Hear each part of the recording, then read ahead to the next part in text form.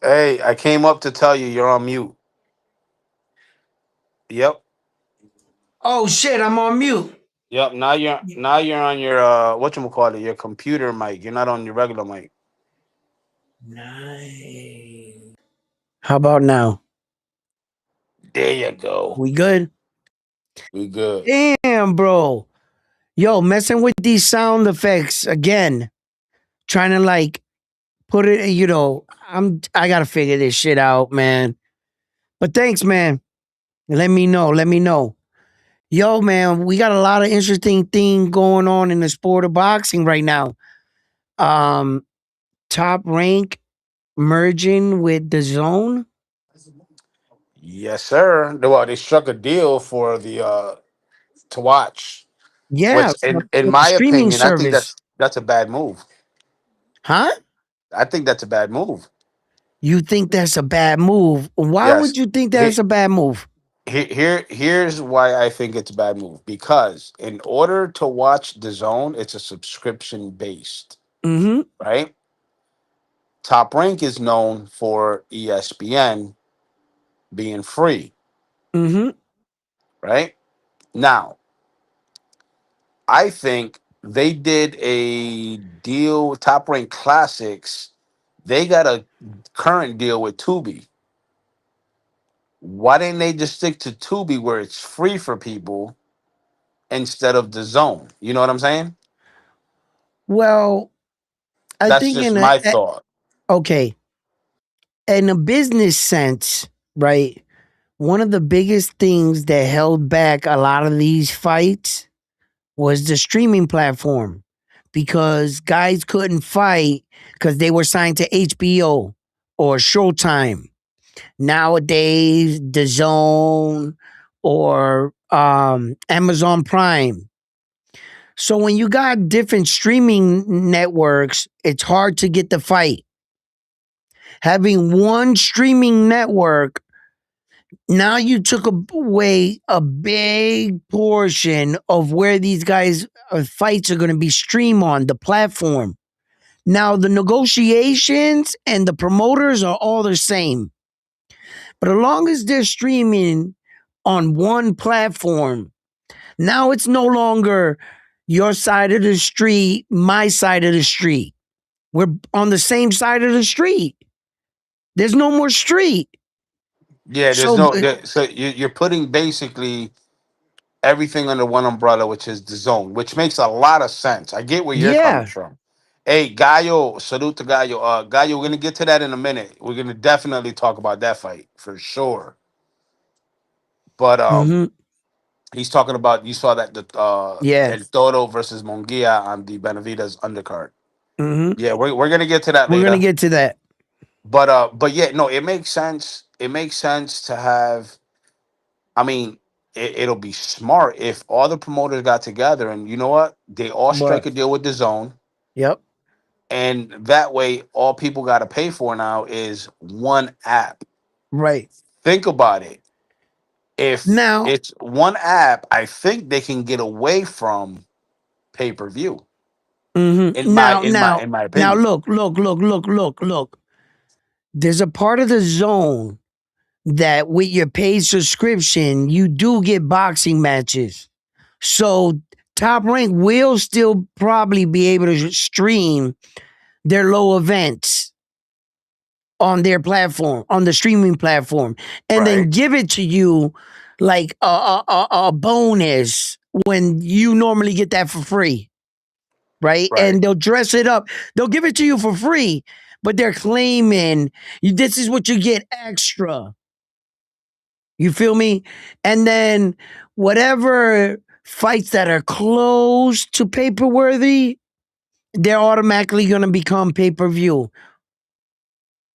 You know, like Abdullah Mason's next fight is going to be sold on the zone with your bundle deal as one of the pay per view fights you would have got for that year when it would have never been a pay per view fight. You understand? Yeah. No, I got you. That's how they're gonna do it. But I have to agree with one streaming platform. you take away a lot of the headaches. That was the biggest thing. You're not being on my side of the street. I can't fight under your streaming platform. I have a contract. I'm signed to them. That's another hiccup, a roadblock in boxing. When you got them all under one umbrella, now we just got to go to negotiation. Well, didn't it start with Showtime and or HBO and then Showtime, then ESPN? So Hmm. yeah, I get it. So if all the promoters were to get together Hmm. and they all use the zone, Hmm. I think the zone will make way more money. The promoters will make way more Of money. course, they're Everybody will make bringing more fights to their streaming service. They're correct. winning. That when Oscar De La Hoya puts on events, they're winning. When Frank Warren puts on events, they're winning. When Yep. Ed Hearn puts on events, they're winning. Well, Gallo's got a good point. He said another good thing about Top Rank and Matchroom now together. Remember when they both would do cards on the same day? Not no more. Right. So now, I mean, literally between PBC, Golden Boy, Matchroom, Top Rank, and Frank Warren, and any other big or small promotional company that wants to hold a card, and they all signed with the Zone for streaming services, But dude. PBC's not signed yet. I know, but I'm saying if they were, If they were, yeah. PBC's the last of the Mohegans right now. They're the only ones standing on the outside. Now it's a matter of time. Look, in life, I've learned this valuable, valuable lesson. Survival. Survival 101. 101. And if you can't beat them, join join them. them. If you can't beat them, join them. Bro, you are surrounded. PBC is literally surrounded. Whatever the deal streaming service they got with Amazon Prime or whatever service, they need to cut that shit. Cut their losses and play ball. Don't stay on the outside because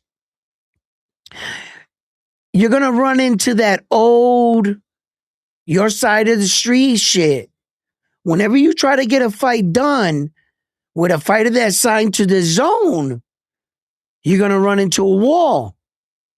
Or you're going to have to pimp your guys out to them. So rather than, renting your fighters out to them, get in there and get your slice of the pie. Get in there. They're all your old friends. They're all in the party. They're like, yo, PBC, come on.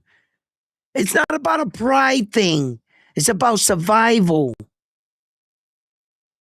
And I think, right now, the BBC, you ever see that movie, Young Guns? When Billy the Kid and all of them, they were trapped in the house and they were surrounded. And they was like, Billy, come out. Billy was like, listen. Yo, he had to give himself up that day. He had to play ball, and then he found out they were about to hang him, and he got away, whatever.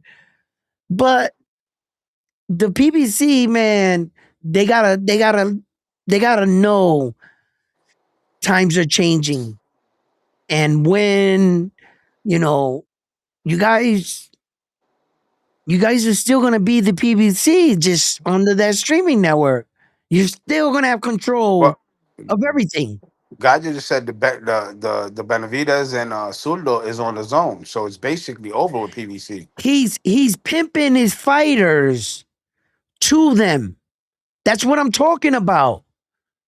He's taking a percent because their fighter is going to give him. But now, if you were involved and you were hosting it on their streaming, you would get all of it.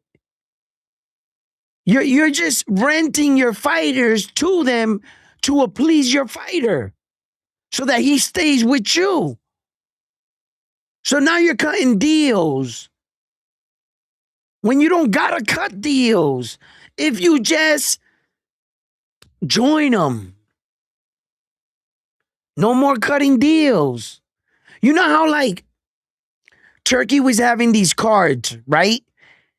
And in New York City, I think on the T.O. card, he had Oscar Golden Boy being lead promoter. Well, that the reason for that though was because at And that then the next time, one, he had Ed Hearn, lead promoter. right? But at that time, Turkey didn't have his promotional card, like his business Yeah, setup. okay. Okay, So okay, but he used Oscar, and then he used Eddie Hearn. right.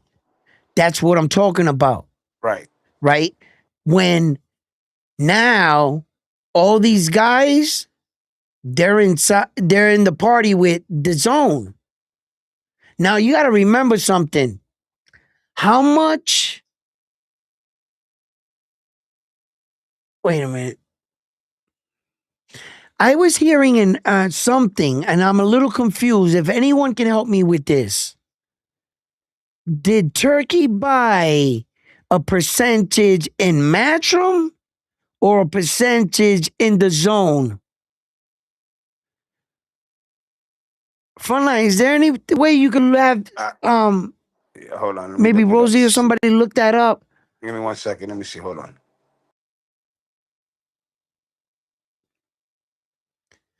Because we got to see how far the rabbit hole goes.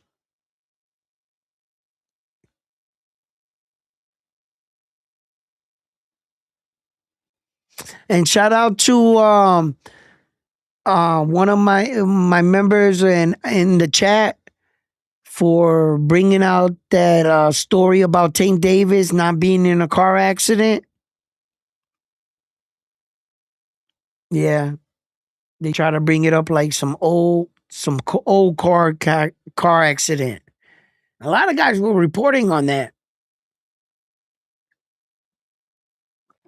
Oh, in this Ryan Garcia thing. Hey, so Go ahead. according to what I'm reading here now, it says Turkey Al Sheikh. It says while Al Sheikh is not the owner, there are deep financial and strategic ties between his organizations and the streaming service. The streaming In service is the the zone. zone, correct. In February of 2025, SURJ, which is the Saudi Investment Sports Investment, Mm-hmm. it was established by Saudi Arabia's Public Investment Fund, purchased a minority stake in the Zone Group. So they do own Ooh. stakes.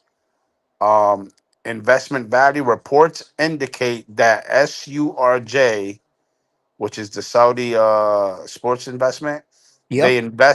the investment exceed $1 billion.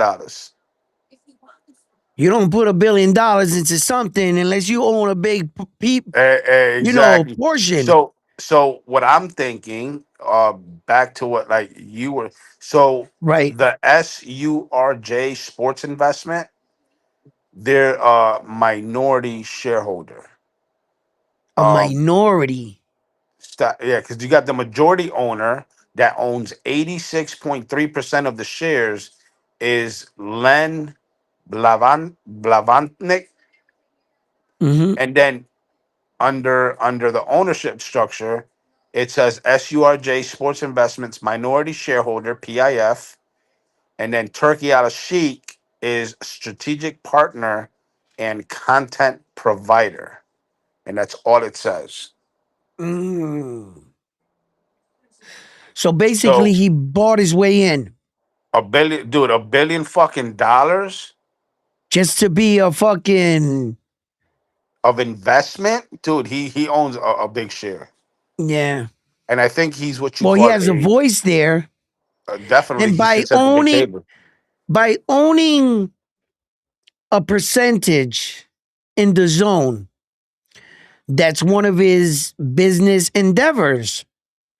By also owning the ring, that's one of his business endeavors. This business endeavor puts all the promoters where he wanted all working. And under then him. he has these small contract agreements in between all of this. Then he gets Sufa. Then he gets Edgar Berlanga. You heard that, Rosie. Edgar Berlanga to switch sides to the dark side. He's about to fight for the Zuffa world title. Listen, I don't think he, dude. I'm sorry. I don't think he signed with Sufa. Um, Oh, there are I don't know. conflicting reports all over social media that are So saying that's a so no, done deal. no, because it's not official yet. Okay. Now they did because I was talking to Boogie, and Boogie said on Oh, social and media they. Richard Hitchens didn't run over there to Sufa. So that's where I'm getting at. Boogie saw the clip and the report on Twitter or IG wherever it was that I think the manager, who's the manager, Chris Conley or something like that, Yeah, and Tio Hitchens and Berlanga, they were out at an expensive restaurant eating with upper management, I guess, of Sufa. yeah. They could have been talking when they saw the contract. They could have backed out. Nobody knows. That's what I'm saying. It's not official. I listen. At the end of the day, I hope Edgar is not dumb enough to sign. You know what I mean? It'll. He's got a brand already. Listen, listen. Him and Theo, his little listen. Hamza proved it. He turned your boy into a rapper. And now he's concentrating on making rap videos and reggaeton. All right? He done turned your boy into a rapper. And the cherry on top, if he goes over there to Sufa, he's sold out. Because I'm going to tell you what people are going to say. I'm going to say it first. He ducked that title fight to go to Sufa. no, no. Frontline.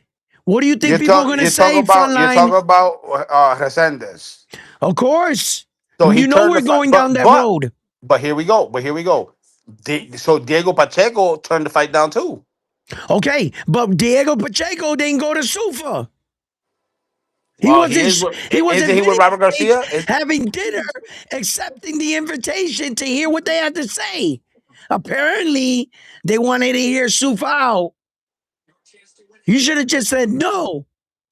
But you went to the dinner and you got dessert. You Oh, stuck around for he dessert. probably got an appetizer too. If they paying for it, why not? Yo, listen. If he wasn't going to sign with them, don't hear what they got to say. Well. As a business part of it, what you're gonna do is you're gonna sit down and listen and hear out what offers are out there. What are they offer? What's Sufa offering? For an example, Connor Ben. We come to find out, everybody thinks that Connor Ben signed with Sufa. Come to find out, it's a one fight deal. Okay, let me tell you something. That's just a ploy. That's a smoke screen to get away from Ed Hearn. Hey, Ed Hearn, one fight deal. No. That's like a 3-4 fight deal. We know it. And we all know it. We know what he's doing because he's getting a lot of shit from his country for selling out Ed Hearn and stabbing him in the back. He's getting a lot of shit over there on social media. So he's trying to say a one fight deal. No, it's not. Not for $15 million. You ain't worth one. So, look, and, The and the then and then and then on top of it, your boy Edgar Berlanga 100% Doug Vicendes. You're talking about offers. They offered you a title fight. You're talking about making me an offer with Sufa. You offered me a title fight. okay, but you now you're backtracking on what you said 2 or 3 lives ago, Okay. I like to where change my mind. well, no, and that's cool, but you don't know the ins and the outs. What if this is a big what if? Because we don't know. We're not in these rooms with these contracts and negotiations and all that shit, right? Let's hypothetically say that he was offered the Resendez fight and he turned it down. It could have been turned down for a lot of different reasons. Number one, he's probably not mentally ready yet. You know what I mean? That's number one. That could Yep. it could be possible. Number two, the money wasn't right for a title fight. The money probably wasn't right. You know what I mean? hmm Because So now Toro, Resendiz, Resendez, you can say whatever you want, he's gonna but fight Jaime Munguia. yes, And so here we are once again, full circle. full circle. Jaime Munguia is getting a title fight after a drug scandal. Look at what's first said. What? The Italian mafia has their hands in Sufa boxing. Gorlock has her hand on Frontline. Yo, listen. Hey, First Gorlock. of Hey, all, don't first of start no all, shit. Warlock Gorlock belongs to is Boogie. Boogie's girl. Yeah, So don't put some start no respect shit. on Boogie's girl. Alright? Alright? And Boogie, I'm gonna take shots at you because you had an opportunity to come up here and you don't be showing round one love. No round one love. No round one love for you, bro. That's it. Gorlock, wifey, Ali is wifey. wifey. He's busy. He's busy right now. He has a full bib on and he's going in. Listen, he's going to work. He's got scuba diving equipment on. Yo, but but you know what I'm Mongia's taking a fight now. Why is Mongia getting a shot after everything that's been going on? look. When they say the double standards in boxing, I can understand like some of the biggest stars. Some people said, "Yo, Tio's not worthy." I was like, "How's that possible?" Tio has a good star status in boxing, and if Ryan Garcia get Tio on his resume as a win, that's pretty good. But then they want to say these fighters, when they get these opportunities, they're not worthy. That we can sit back for a fucking hour. What the hell Jaime do? Lose to Saul? That's what he did? Well, he got knocked out by And he got the. knocked out by fucking a guy with 4 knockouts? I mean, what did he Hey, do to deserve that? And then the rematch, which controversy, because we know about the scandal. And then wasn't that fight overturned to a no contest yeah, officially? yeah, and then Craig says Toro been knocked out. He has the same record as Mongia and Balanga. Yeah, but Toro has been showing improvement. He shut down Caleb Plant. Right? No, that he did. That he did. But you So can't use a triangle theory. no. I'm talking about your performance. You can't negate what he did against Caleb Plant. Caleb Plant is a world champion. Hey, shout I, out to Fight Recap Sports Trivia from the Philippines. He says, I'm new here from Davao City, Philippines. He's got to be one of business guy. Yo, welcome to the channel. welcome to the channel. Yeah, I mean, you can't take away what Resendiz did against Caleb Plant. Let me tell you something. Not only was that one of the biggest upsets, but that was one of the big upset performances. Like Resendiz shut him down in a way and beat him in a way. He was making Caleb Plant look silly. You know? He was making him look silly. And at first I said, all right, Edgar Berlanga doesn't need to take that fight just yet. I was willing to see if he can get a tune-up bag to come back. But this move to Sufa, it's like, Edgar, you see the war that's going on outside. Nobody's safe from. Yo, go ahead. Go to that Sufa and get laughed at. Bring that fucking hubcap to Puerto Rico and see if the Puerto Ricans embrace you as a champion. Go ahead. Make a fool of yourself. Ain't nobody gonna recognize that belt. Felix Trinidad never had that belt. Miguel Cotto doesn't own that. Like, where are you getting this from? But you want us, what, the Puerto Ricans, to give your super belt life? Nah, here's what I think is happening. Here's what I think. And don't quote me on it. I think all this shit that's been going on with this younger generation, with the belts don't mean shit. All of a sudden, belts don't mean shit, but the super belt does. Let's get that out the way first. I think what the problem here is, because these guys are young, Dana White's a veteran in the hustling game, Okay. and he's hustling them into making it seem like Sufa's the shit, getting all these young bucks to sign up with him, and then, like you and I stated before, true colors are gonna come out. He's gonna pull the sheet right from underneath him. Yep, Nope, I own you. And you know how Edgar Berlanga is, right? He lives like a flashy, flamboyant lifestyle. that's for the cameras, bro. Yo, listen to me. Listen to me.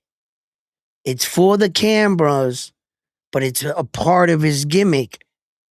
You mean to tell me Sufa's gonna take that away? You gotta That, dress that's the in problem. You hit the in the nail on the head right suit. there.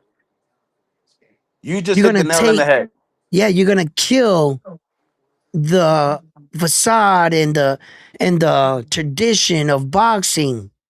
We like the walkouts, the what they dress up with, the shit talking. The When Edgar sponsors. Berlanga wants to hop on somewhere, he ain't gonna be able to do that with Oh no, Sufa. no, he can. The problem is he won't get the credit or make the money off of it because Yeah, Sufa is owns him right now. If right. if that is the case. So and then all your sponsors, you gotta break ties with them as soon as you get to Sufa. Sufa tells you if we get a Nike deal, we'll give you a percentage of that.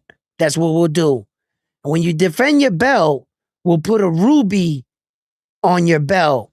Like if we're playing fucking the Infinity Stones or something, like a caller can Like tell a you Pandora bracelet. anything, right? It's fucking garbage.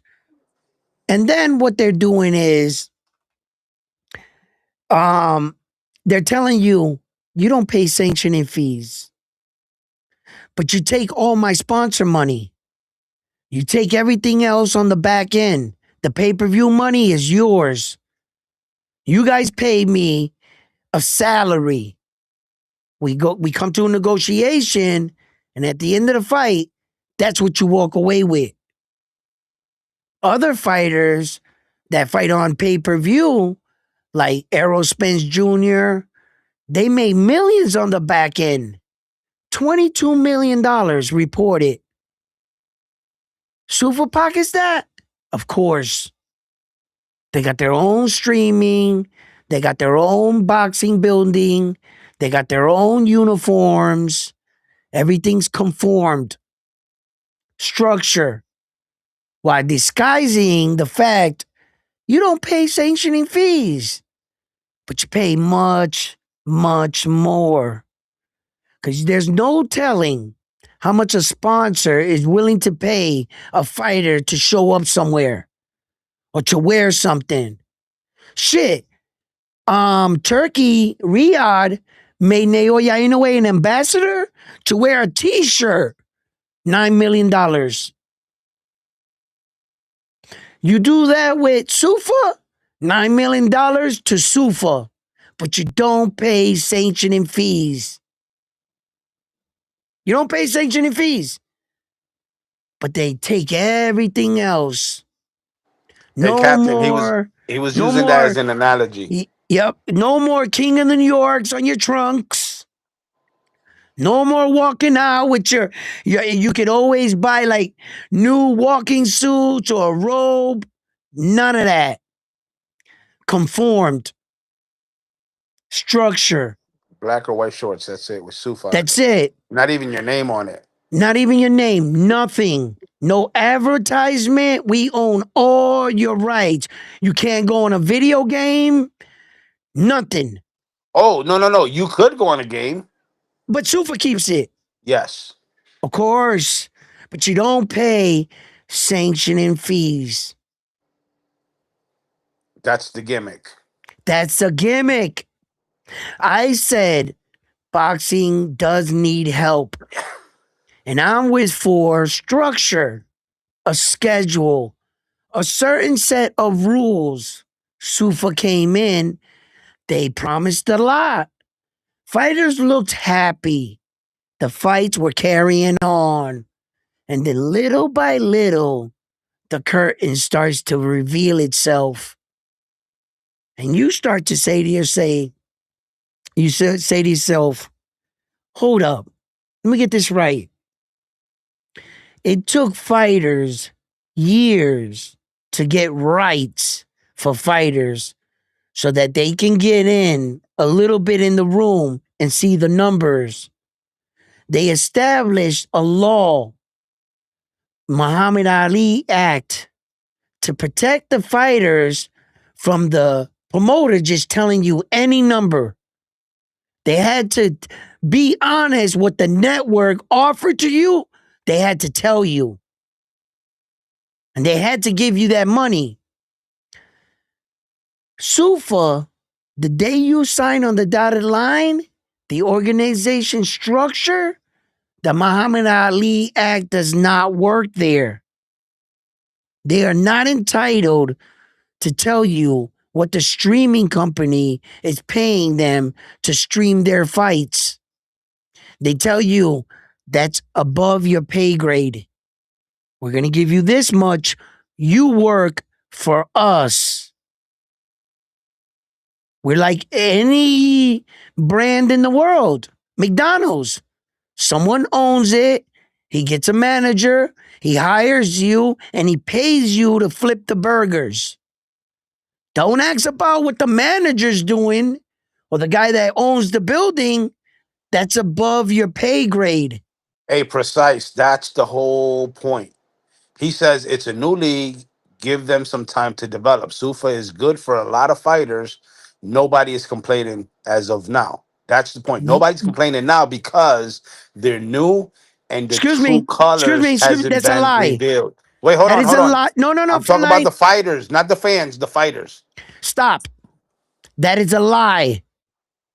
That is a lie because right away, Jayo Pataya complained about the belt not being on the line and that he was promised that the belt was going to be on the line. So what the hell are you talking about? The fighters are not complaining. Don't sit here and lie. What belt? The IBF? The IBF. Yes, that guy said that the fighters are not complaining. Everybody feeling no. There's already complaint. Dana White's already talking about suing the IBF. So let's not talk like everything's hunky dory over there, and just avoid what's going on just to make it work. Don't lie to me. I can see what's going on. They promised Jayo Pataya when he signed that you are going to fight and be undisputed here with Sufa. And on day one with one fight, he's learned that nope, that's a lie. They You, lied to him. you see what you started, Edward? Now they What? taking shots at me. What they saying? Read it. All right, let me go back. Captain says a Berlanga Nike deal. Laughed my ass off. I said that was an analogy you were using, and then he Yeah. said it's still funny. Um, who else? Somebody in the chat said oh, Craig said Plant was in a tough fight with Benavidez. He was holding for dear life. Plant was done though. He got dropped twice by McCumbee. Mr. Itachi said Barbosa dominated. Polanco scared.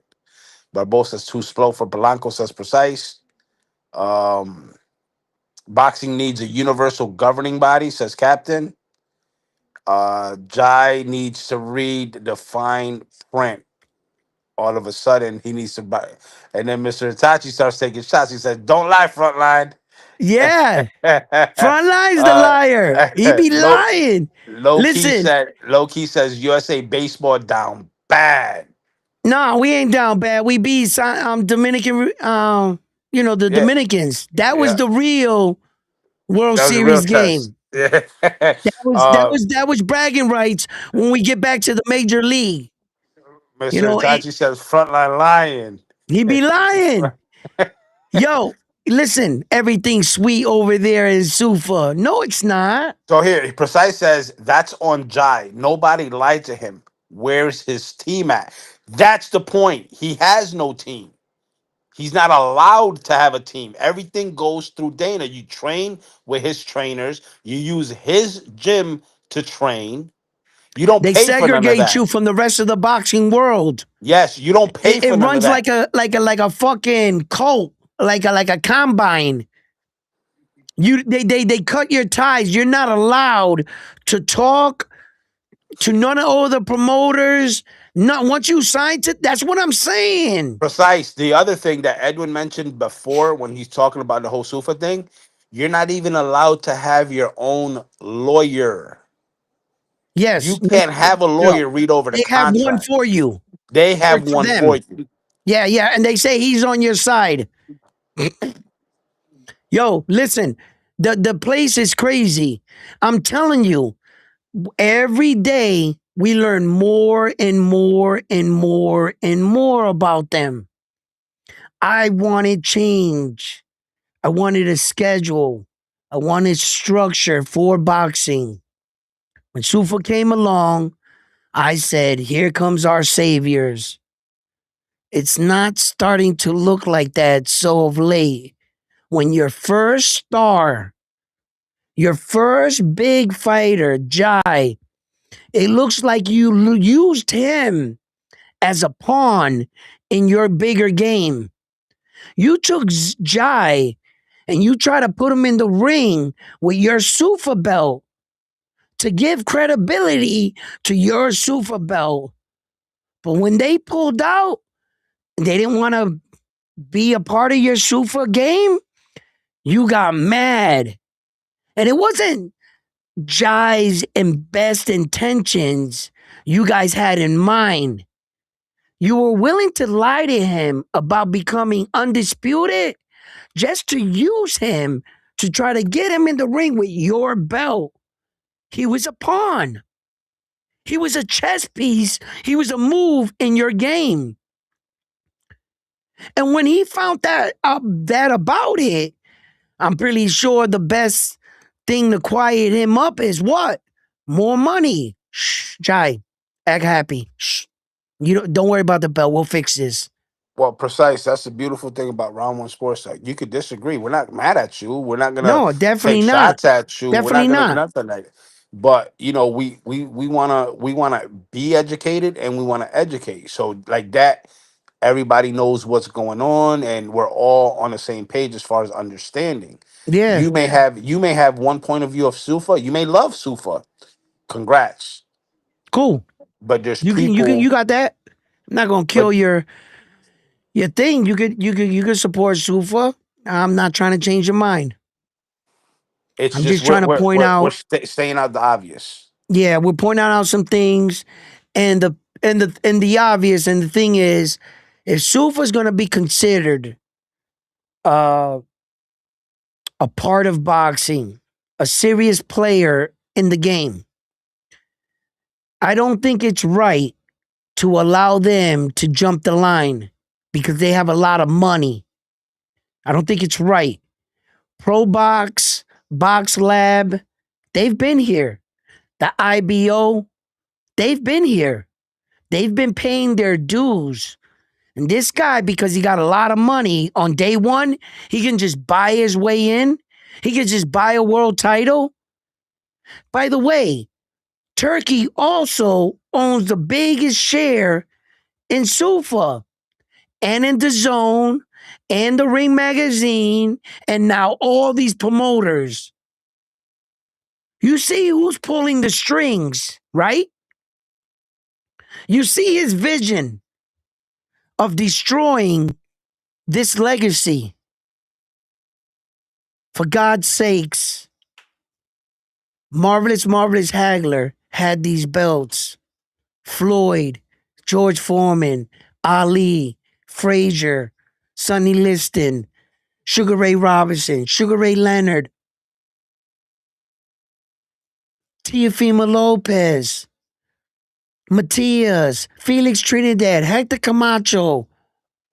Miguel Cotto. They've all owned this is legacy.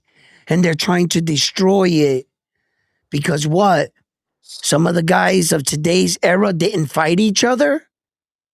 And because they didn't fight each other, all of a sudden the belts ain't shit. Well, if No, those belts ain't shit, this era ain't shit. if those belts ain't shit, why did Dana White insist that Jay Opataya walked into the ring after he got quote unquote gifted the Sufa champion belt to have the IBF belt In in the the ring ring to show it off side by side the Sufa belt with the Suva belt. so it can Because give that Sufa was belt important. credibility. Yes, Yep. it's a That was visual. is what you see. Yeah, so perception is everything. Yeah. If you see something more and more, for an example, not to get political and into and all this bullshit, but when you talk about people talking about guns kill people, we got to get rid of guns. I've never seen that in my life. You hear that over and over, over and over, I've over and never over. seen that in my Gu- life. Guns don't kill people. People kill people. That's It's right. just I've gun never is the seen a gun tool. get up and shoot somebody. No, Unless they you're a I six, seen a person pick unless you're up a a 6 hour. gun and shoot somebody. Yes, I've seen that all the time.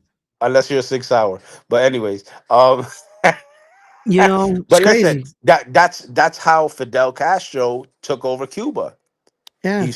He was He telling the took the guns people away from the people, then he turned the and military on the people, and they had exactly. no guns to defend themselves. So in layman's terms, perception is everything. Yeah. Dana White is gonna tell you and tell the American people or the boxing fans from all over the world, he's gonna tell them what they want to hear. Yep. He's gonna sit down with these boxers and feed them with a bunch of bullshit so that they can think that they're getting what they want. The American or the boxing community is Same getting what thing they he did to want. the UFC. Exactly the same thing. Same thing. And then he's going to strip their rights, and then he's going to say, I own you. And then you're not going to have any legal fighting leeway. You sold yourself for the money up front, is what you did. You took the money up front, and what their goal is to do exactly what Ed Hearn did with Conor Benn, fighters like that, because he took Conor Benn and dressed him up like he's a world class fighter. Brother, you never even won a minor belt, never mind an interim. And all of a sudden, Conor Benn is a superstar. Well, why is that? Ed Hearn's promotion, his backing. And what they're going to try to do is take these semi stars that they're like right there from hitting star status, the Edgar Berlangas, the Richard Hitchens, the Jai Opatayas, of the world. And they're going to take them and they're going to do hella promotion. And they're going to take the money up front. And in their next 2 or 3 fights, Sufa's going to cash in on those fighters. Let me catch up with the chat, Edwin. Captain Yep. says boxing needs Don King. He was Eh, corrupt as fuck, but still made the best fights. You're Lance damn says, right. Pica Pica Tejanita, whatever that means. Precise says, I just love boxing, but I don't agree with people being taken advantage of. The fact that you can't have your own lawyer to review paperwork is scary business. Yes. Captain Howdy says, Salas said in an interview, whatever he said, I don't know. Stanley, your son, he said, you got that right, Pops. This era ain't shit. Yo. And it's Jason's. the thing is that because of this era, these guys don't want to fight each other. All of a sudden, they start saying belts ain't shit, and everything that the legacy in boxing stood for is so we're supposed to throw it away because Tank said belts ain't shit because these guys should go or whatever. Oh, belts ain't Ryan. Belts ain't shit. Ryan, one of the biggest ones. Belts ain't shit. What does he got now? What made him cry? What got him on a surfboard? A fucking belt. That's what. And they're trying to destroy the legacy. And I don't want that super hubcap. There's no legacy. You're gonna have listen. You have the right Sufa. I look for much of his worth. I love competition. Sufa giving me boxing matches. I'm gonna tune in. I'm gonna watch the fights. I'm gonna watch Sufa grow. But that's exactly what I'm gonna do. Sufa's trying to get right next to the belts in week 1. And I think they got to put in their time. They got to put belt champions behind those belts. They got to create legacy. And that's the only way you're going to get the respect for anybody to respect you. Because I swear to God, Edgar Berlanga, you go over there, you win that belt, papi, win the belt, stay humble. My best advice. Yay! Put it up, put it down, get the money. Do you. Don't go around. I'm the best. I'm the champion. Let me get a parade. Don't do that. Because they're going to laugh you right out of that parade. That belt needs history, legacy. It needs to be stamped, certified. The IBF, for God's sake, had fighters like Klitschko, Stephen Fulton, Triple G, just to name a few, that's had that belt. Real world champions. AJ had the belt. You mean to tell me that the IBO have had legitimate champions wearing their belt, but your belt is better than theirs? Your belt is better than the IBO. No, it's not. No, it's not. Your belt has no history, no legacy. The IBO, at least it has something. It's a start, just like the WBO. The Marvelous One had the WBO, but he wasn't recognized as a world champion. Larry Holmes had the WBO. He wasn't recognized as a champion until it got its credibility. And now it's recognized as a champion. And let me tell you guys something. If you don't see, like I said, who's pulling the strings, you do know that Turkey owes that ring. He's going to try to take the ring, put it next to the Sufa, and give a Sufa a jump start. But how are you going to jump start a car with 2 dead batteries? How are you going to jump start my car when you don't got your battery's dead? The ring belt. Why? Okay. The ring belt is prestigious. Very. The lineal belt means you're the guy that beats the guy that beats the guy. So you're recognized by the fans as the man. Great. It's a great accolade. It's a good award, recognition. But what does a Ring magazine belt do for you in a situation as a champion? When Tio had the WBO and he had the ring, was he considered a unified world champion? No. And does Saul Canelo Alvarez at the time, did he need the Ring magazine belt to be considered undisputed? Did any of the undisputed champions need the ring? So what does the ring's power as a real world champion do for a fighter? If there's no recognition, when the fighters announce, we fight in a 4-belt era, not a 5. It can't add to your belt It doesn't solidify. You can't, it's not like you could have 3 of these and the ring, then when you be called undisputed? Because you only need 4. So where's the ring's power as considering you a world champion? It doesn't give you the stamp of a world champion. It gives you the stamp of the best fighting the best, and that you defeated the best. That's what its title. But it doesn't give you championship credibility. So you don't need it to be undisputed. That's how Turkey wants to feed it to you, that if you get the ring and the Sufa, that the Sufa belt turns into a real world title. But you can't give life to something when your shit is not alive. And it never was. No champion in boxing history ever needed the ring. It was just something some fighters used for clout. When Tyson Fury had no belts, he had nothing to grab onto. What did he grab on? That Linero shit, didn't he? I'm still the Linero champion.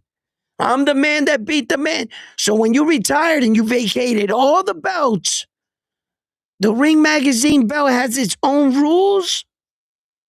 So you can retire, vacate, walk away from the sport, and then all of a sudden announce your return, and the Ring Magazine mysteriously appears around your waist.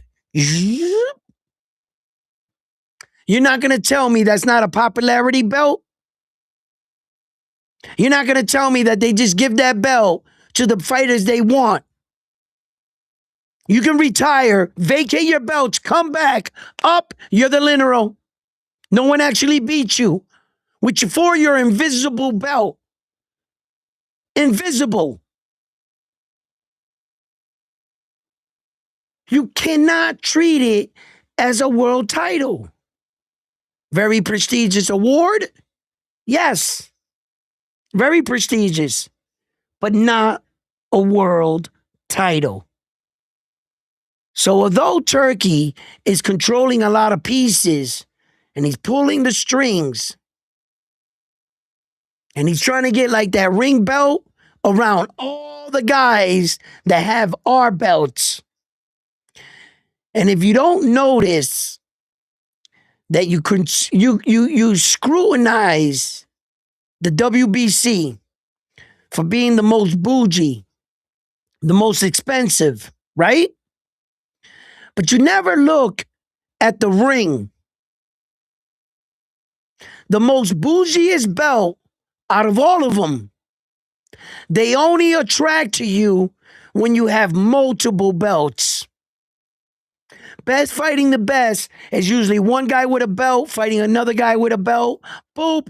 Now there's already 3 belts in the ring. They only put their belt around the best fighting the best. No one else can win that belt. How bougie is that? That's way more bougie than the WBC. The ring is only present when the most dominant champions are around. But you don't see that. You don't see that. You don't see that they're always around Saul Canelo, Naoya Inoue, Terrence Crawford, Oscar Collazo now. Oscar Collazo messed around and got 2 belts, and the ring finally noticed him and made it the first Pesa Mocha Ring Magazine belt in history. And he got it. But in order to get it, he had to get multiple belts. Talk about being bougie. They don't even fuck with the little dudes. You can't even get that belt while you're a lower person. The IBF, you can get an opportunity. You can get your call, your shot. Somebody can pull out. And you could come in and seize the moment, become a champion. There is no moment like that with the ring. You don't get calls out and no. So sometimes just know what you what you're backing. You know, these guys are like quickly saying that our belts ain't shit. But now that the ring belt is the shit. Well said by a bunch of fighters that Turkey bought. Terrence Crawford said that. Who'd you just paid your last paycheck? As a matter of fact, your biggest paycheck. I think he paid you more money you ever made in your entire career combined on one night. What would you say for that guy that did that for you? Whatever you, what would you want? The ring? Did you say the ring? Wait. Yep. Is this mic working? Hey, all the other show belts ain't shit. The ring is the best. You're damn right. I'd say it too. I would say it too. You give me $50 million. Are you crazy? Well, look at Max Wonder. Kellerman, Max Kellerman, and all those announcers. Yo, They're Max Callahan sold his soul, but he did that a long time ago. And we recognized that when he worked like ESPN, all that shit. We knew that he was a boxing analyst for hire. You hire him, you knew he knew his shit. whatever you Once put on a you prompter, he's gonna read it. That's his job. anything you put in front of the prompt monitor, he's gonna read it. He's for sale. We know that. Turkey bought him because of his longevity in the sport. He has legitimate boxing ties and And history knowledge. And and knowledge. knowledge. Yes, when he went to like the football and he got roasted by trying to down Tom Brady, he got killed for that. That killed his career in the football world. He went against the GOAT. A year in, year out, he would shit on Tom Brady, saying he needs to retire. And Tom Brady kept winning. From the moment he said Tom Brady should retire, Tom Brady won 3 more Super Bowls and I think 4 Super Bowl appearances. That really killed his football analyst. So he came back with his tail between his legs, back to boxing, and they just bought him. He's saying outlandish, ridiculous stuff, but the money's worth it to him. You know, he Hey, doesn't give a fuck no more about staying. You know, the course. For him, it didn't pay off. Staying and speaking unbiased, you'll stay broke. You'll stay broke at some point. You know, somebody who, like myself, we start off with a good heart, and you want to report boxing and tell the truth, and then somebody sees your talent and buys you, brings you to the soup for dinner. Hey, Edwin, everything's gonna be great. Sign right here. You don't need a lawyer. We got one for you. Don't worry about what you wear. We got you a nice suit, and we're gonna pay you all this money. When you read off that monitor, and then all of a sudden I'm gonna get up there, and day one it's gonna say, "Hey, how you doing? My name is Edwin, hosting the show, and Latin fighters ain't shit." hey, don't worry about What your the fuck? nutritionist. Don't worry about Like your the trainer. Don't worry monitor, about none of that. We got that. they're gonna fucking, and that's what Max Callahan did. You know, he took the money, bro. And he just He read took the whatever they money. told him to read. That's it. Yo, that was embarrassing for me to hear him say that about that ring belt and how he started like disrespecting our belt. And then who was it? The fighter that dog checked him. There was a fighter. It was a real big champion, and Max Callahan shut up too. I forget who it was. If anybody can help me with that, it was. I'm not sure if it was Saul Canelo Alvarez. I think it was Saul. He was at a press conference or something with it was Saul and Terrence Crawford. Yeah. And Max Callahan was up there and he was shitting on the belt, and Saul checked him. And he said, Max, yo, put some respect on the belt, this and that. I want to get, if anybody could send me, I'm going to get that interview and put that up. Matter of fact, I'm going to look it up right now. Yo, I While you remember. look that up, let me catch up with the chat. Yeah, go ahead, brother, please. Gallo says we're gonna roast Berlanga if he goes to Sufa. You know Well, it. why You would you roast know him? it. Won't you roast all the Mexicans that You are going know over there? it. Yeah, yeah, Why, yeah. won't you roast Robert Garcia, head trainer for Sufa? Hey, well, he's got a point there. Won't you roast Jayo Pataya? Won't you roast Connor Ben? Why don't you roast possibly Bam Rodriguez? Why don't possibly shit Benavidez rumors? I mean, there's a lot of them. Why would you roast Berlanga? Because he's Puerto Rican? You know Yep. You know it. I'm gonna roast you. If y'all roast Berlanga, I'm roasting every Mexican on Sufa. Even the motherfuckers that nobody know about. I'm bringing them up. Lance said, "So what does this belt mean at Round One Sports Talk?" I guess he's talking about the Sufa. It means nothing. Ring belt means nothing. It's not going up It's on my wall. it's a I'll tell you that trophy. That's much. all it is. It ain't going up on my wall. Um, Fuck Craig. that. Craig says Belanga said if the money is right, they have to offer him a big bag. If not, he's not signing. Especially hearing Conor Ben is getting 15 million for one fight. He's not getting 15 million for one fight. It's not happening. He's not getting 15 million to fight Regis Progress on an undercard.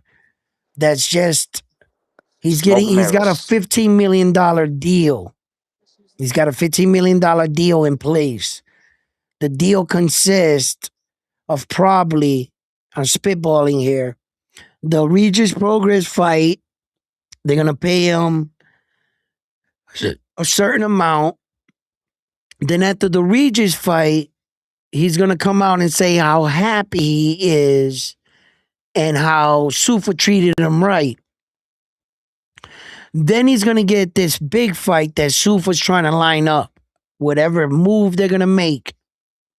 Then his next fight should be a big fight. If his next fight isn't a fight, then you know it was a 3-fight deal for 15 million. Like, for instance, I think I might not be right on the numbers. I think Devin Haney signed a 3-fight deal with Turkey for like 33 million. And each fight he got 11 million, no matter who the opponent was. It wasn't like they gave him the whole 33 on day one. So all that Sufa's revealing to you is saying that he only has a 1-fight deal. They're not lying to you when they're saying he has a $15 million contract. They just don't have to tell you the particulars. They can say, yeah, it's a 1-fight deal, $15 million contract. They didn't lie. That's part of the contract. They just didn't tell you probably the full contract. And that's above your pay grade. You're only a fan. We're going to tell you this, and that's all you need to know. But there's no way on God's green earth you're going to pay Conor Ben $15 million to fight Regis Progress for no world title under an undercard. And what planet does that make sense? Conor Ben, 2.5, $2.4 million is what he's worth. I think that's what he got for the Chris Eubank fight. Okay, and then on the streaming and the pay-per-view, he might have got something. But for the fight itself, the purse, he got like 3, The other dude got like 3, and then they paid the rest of the card. How does that turn from the biggest audience you've ever had to a UFC basement where you're going to get 15 million mysterious dollars from where? What are you selling the tickets at? $10,000? You're going to need to pay that undercard for $15 million. So that's why when I heard it, I've had people like Rachel Donitis come on my show and talk about contracts and how they're laid out. They don't technically got to tell you the ins and outs. By them telling you some of the particulars of the contract, they're not technically lying, but their long goal vision, I think that $15 million is tied into something because the number doesn't make sense. Yeah, Progress versus Ben, that's not worth 15 million. No, the numbers don't make sense. You're not even going to get that back on streaming. Who the fuck how many people are you going to get to tune in to watch that? By itself, just by itself. Just, it's not like I'm sitting here going, yo, let me write this shit down on my calendar. Regis Progress versus Conor Benn. I can't wait to see that. No? Who the fuck is saying that? Where are you even going to get the viewing audience to tune in? Let alone 15 million. That's why when I heard the number, I said that 15 million is tied into something. And the announcement of one fight deal was just to try to like break up with Ed Hearn. Nah, baby, listen, I'm not stabbing you in the back. I'm just going over here for one fight. Just one. Just one. You know you never can eat one Pringle. He's not going over there for one. But he ain't getting $15 million for fighting Conor Benn. That doesn't even make sense. Who the fuck is tuning in to fight that? Watch that. Me and you, hardcores? Us? There's no buzz about that. We want Where way is it more in the than just boxing that world? fight. Where is it in the boxing world? Is social media blowing up right now? Oh my God, Conor Benn! Regis Progress. Have you heard the news? Oh, that's gonna be a banger. No. No. No. You're not gonna even get the tune in already. Get the fuck out $15 million. Yeah, right. Explain that to me like I'm 5. I'll go fight for $15 million tomorrow. I'll be right there, Sufa. Fuck out of here, man. Hey, He got no belt. So Conor Benn ain't better than me. He ain't even got a fucking world title back at Britain, the Brit over there. In England and over there, the UK. He ain't got not even a boys club belt. So if he can get $15 million, sign me up. Sign me up. I'm in. Fuck out of here, bro. I don't believe that shit. Go ahead, read the chat. Front line. Where you at? JWC says, how can you trust a snake like White, a country like Saudi? Billy says, what's up, round one? What up? JWC Saudi prince chopped up an American newspaper, man, and Hmm? they would have no qualms about doing it again. Women are considered third class citizens in Turkey's country. Mm-hmm. Captain says, cool facts. Cool Mm-hmm. fact. Max Kellerman used to rap. Used to rap? Yeah. Dana White is a grifter, says JWC. Robbie says, what up, round one? What up? What up? Stuff says, but the Sufa belt comes with a certificate of authenticity and extra holes for even Gorlock to wear. Jesus, listen, you're right. Talk Trend says just say Max. Just say Max. Am I saying his name Just, wrong? Max Callahan. you're butchering.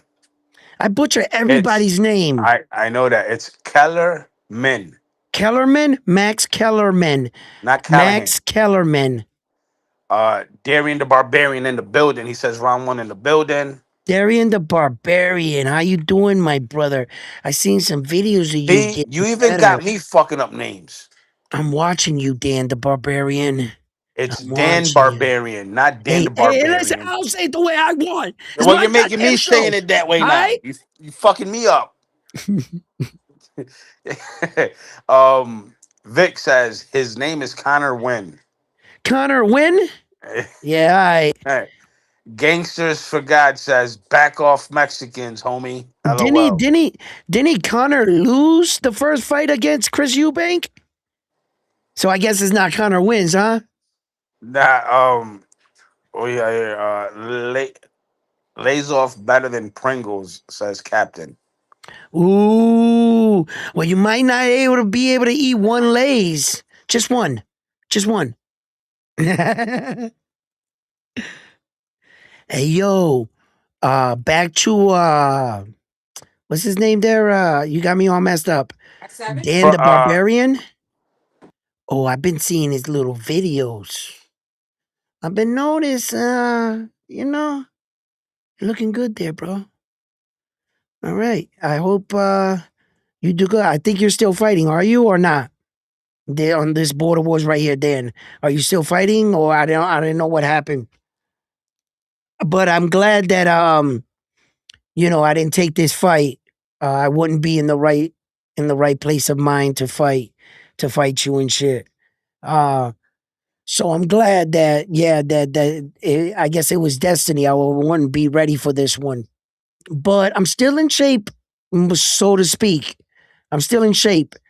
I'm still cut down, so because I've been like thinking about it, but I have a lot of things, but I don't want to go back for the wrong reasons. I don't want to take, my rage and bring it to the ring. That's for the wrong reasons. You know what I mean? I've done that before.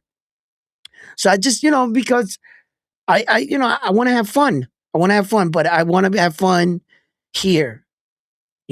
I'm still in my head nowadays.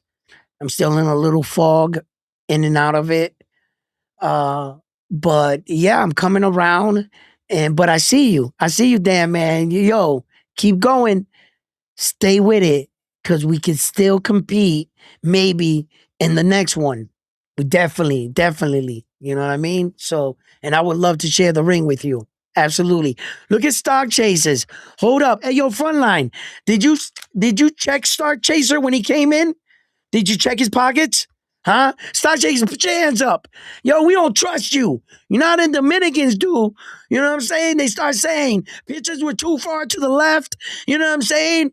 Yo, check him. Check him. Yo, Nah, Sock Chaser's good. He's good money. He's he's good good. money. He's good. Yeah, he's good money. He's He's good good. money. Yeah, he's good. He's good. I'm gonna put it away. I'm gonna put it away. All right, Stock Chasers, don't be coming up in here with that Devin Haney shit. You Don't know what I'm start and saying? that won't be nothing. Don't start and that won't be nothing. Hey yo, hey yo. Craig says if that's the case, that's a good deal. $15 million for to fight Regis, and Regis is getting a bag too. Um, I'm just someone says Connor Ben filled the arena twice. Where are we at? Where we at? Where we at? Cat car casting says Frontline took a power nap. A power nap. Um Yeah, I was calling you. I was like, yo, where's Frontline at? what's good round one Frontline and the chat says Stock Chaser Max Callahan is diabolical. Smiling green Diabolical. face. What's good Diabolical. round one says I'm just someone. Turkey gonna blow up the Mayweather versus Pac fight. Watch out, says Carcast Boxing. That could be. Lance says stocks down bad. Who? Stock chaser. He's down bad, says St- Lance.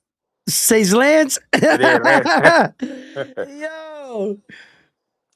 Yo, They was getting that tomorrow. stock today. I don't care about stocks right now. We got a card tomorrow The Puerto Rico in card, right? San Juan, Puerto In San Juan Rico. for the Felix there Felix fighting against Padilla Jose against Jose something. I forget who that Valenzuela. is. That's him. Yep. It's on the zone. Yep. It's a co-promotion between Universal Promotions and Salita Promotion. Look at they're fucking with the zone. The zone got everybody, bro. Yes, PBC yes. surrounded, bro. They surrounded. If you can't beat them, join them. Fuck We it. got we got we got Kiria Tapia. She's fighting on that card. Mm-hmm. Um, there's a couple young, up and coming Puerto Rican fighters to look out for. There's one that's promising. He's making his pro debut. We got to see how he transitions from amateur to pros.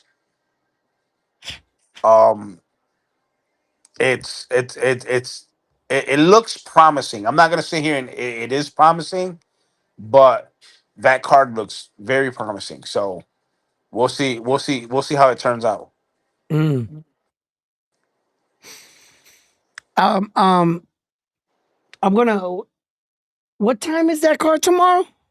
So the doors open at 5. I think they said Oh, for the yeah the the prelims the first bell rings at 6. 6. So I don't know if they're gonna do it on YouTube for the prelims, and Okay. then but there's not that many that many fights. So I think they're just gonna do everything one run. You know what I mean? Mm-hmm. So so March 21st, 28th is the banger, right? With Sebastian Fondoro, with one-time Keith Thurman, of course. That's at the ending of the March boat. So tomorrow we got the card in Puerto Rico, the 20th. They got another DAZN fight out there in Northern Ireland. They got Yeah, a fight there. there's a couple fights. Yeah, Yeah, Kevin Walsh there. He's gonna be Calum, mainline. Calum. Kate. No. His name is Kevin. I don't know if I should believe you because you butcher names and you No, Max Callahan. Kevin. Who is Kevin. Max Callahan? And then that fight down your way the next day, March 21st, down in Orlando, Florida. Yep. You got Carlos Adames and Austin Williams. Yep. So, yeah, you got that one. You're not gonna be able to show up to that one, Nah, I can't believe that one. man. You just put on your round one shirt. You'd have got in. You know, damn man. You got to go down there and do round one. You know, journalism. Do Get my us the job. reports. You telling me to do my job? Yeah, I mean, I didn't want. I did increase your pay. I made you a bigger offer. You I made me mean, a just bigger. you You gave earn me a it. bigger Earn it. zero. That's what you got to get to these cards. You got to get to these fights front line. Damn, March 21st, huh? Let me see what we got. We got so 31st. We got Lappin. What we got? Colin versus Wash. Conlin versus Kevin Wash. You right. You got Lappin versus Bullmeistras. Butcher names now. Yeah, you're butchering That's them. Littard versus Denny, and then you got the Adamas Williams. Then you got Itama versus Franklin. That's on the That's a rescheduled 28th. fight. I want to see Oh, that. that's rescheduled. Yeah, but he Thomas got hurt, I think. It was supposed to be earlier on in the year. They were supposed to fight. And now Otama got to fight him now. Just And like then the Carlos Adames and Austin William fight. then Same you got thing. Acosta versus Rios on Pro Boxing in Long Beach, California. Yeah. That's the 28th. And you also have Fundora Thurman in Las Mm-hmm. Vegas. Oh, that's on the same day. Yes. Yeah. Just like Yep. we have on the same day when Naoya Inoue fights, David the Monster Benavides will be fighting Zuldo Ramirez later on that night.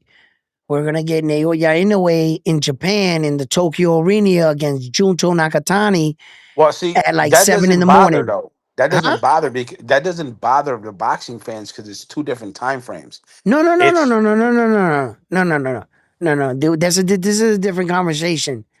We're getting two monsters fighting on that day. oh yeah, yeah, yeah, And yeah. here at Round One Sports Talk, we gonna see who's the real monster.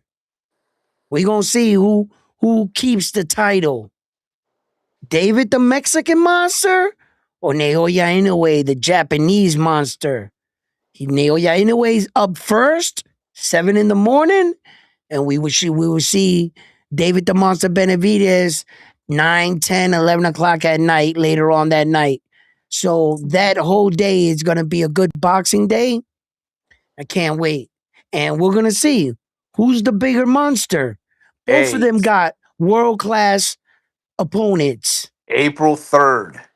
April 3rd. Yep, Manny world class Pacquiao. opponents. Manny Pacquiao is hosting a card in California. Really? It's gonna be Pedro Taduran, the Filipino fighter, the IBF champion, fighting against Lazaro Lorenzana, Mexican fighter. Now, no, no. I'm sorry. Pedro Taduran is fighting Gustavo Alvarez, Mexican fighter. Mm. This is at the 105 weight class, And this is in April 4th. April 3rd. April 3rd, because Dante Wilder fights April 4th Yes, against Derek Chisera out there in UK. yeah, that'll be on the zone.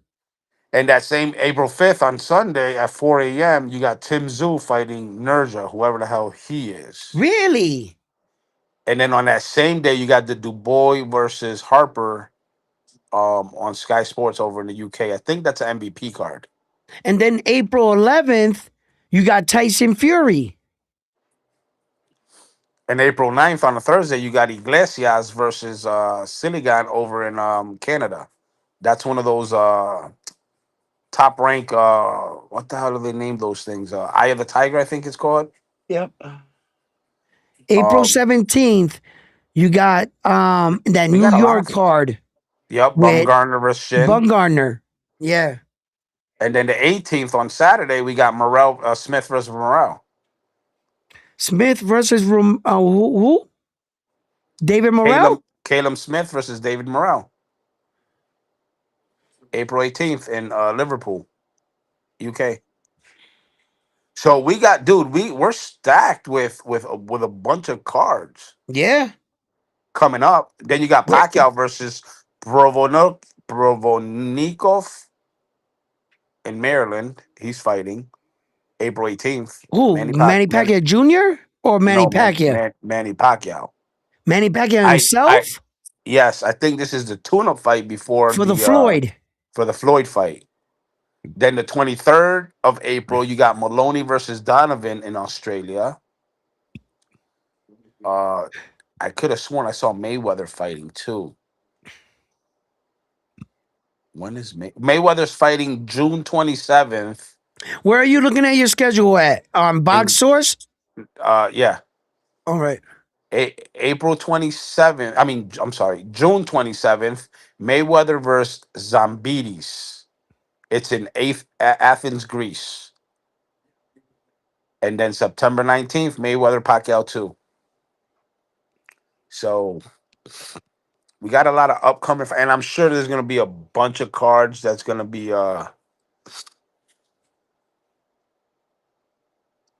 Hey Lance, hop up here and help us pronounce, because some of these names are hard as fuck to pronounce.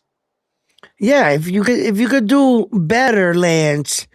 You know, I'm looking for other potential good readers that can properly say and listen.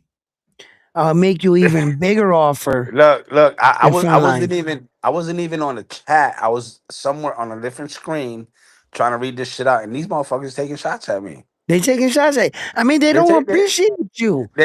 Come on, Frontline, do his Yo, thing, guys. look at stock. Look at stock. Frontline round one correspondent. Fuck Look it. at this Look at hater. The Lance. hate is real. Lance is a piece of shit. He says, "Can I get pronunciation for 500?" What the fuck you think I am, Alex Name Mack? pronunciation for 500. Name pronunciation. How Yeah, he think we about? playing Jeopardy. Hey, yo, I got nerf. Yo, Listen, you see this? look. These are Stock loaded. chaser You see is them not red even. tips right there? You see that? That's styrofoam. All Hey, right? stock chaser ain't even a manager, and he's saying, you know what? Frontline is fired. Fired. I'm loading my I, clip right now. I'm Shots I'm just fired. someone frontline. Get in the back of the Shots line. fired. Now I got to go to the back of the line. I mean, they coming up here hiring and firing staff. Damn. Damn, man. It's crazy. Oh It's damn! You even crazy. dropped the chat, huh? Oh Yeah, look! You dropped the link, and then Lance all of a sudden says, "I can't hop on because I sprained my ankle." he sprained his ankle. That's Yo, why he Lance can't ain't hop shit. on. He can't hop Yeah. on because he sprained his ankle. You see what I'm Yo, saying? He can't hop because Lance his ain't ankle's shit. bad. Yo, Lance ain't shit. Lance, get better, bro. You know what I'm saying? I'll send you a get well soon card. You know, I hope your ankle gets better. Oh look! Now they're taking shots at me. I can't even say his name because I'm a butcher it too. Curmudgeon. Say He the says name. Curmudgeon. He said Mayweather taught Frontline how to read. Fuck you. How about that one? Yeah, that motherfucker ain't shit. Yeah.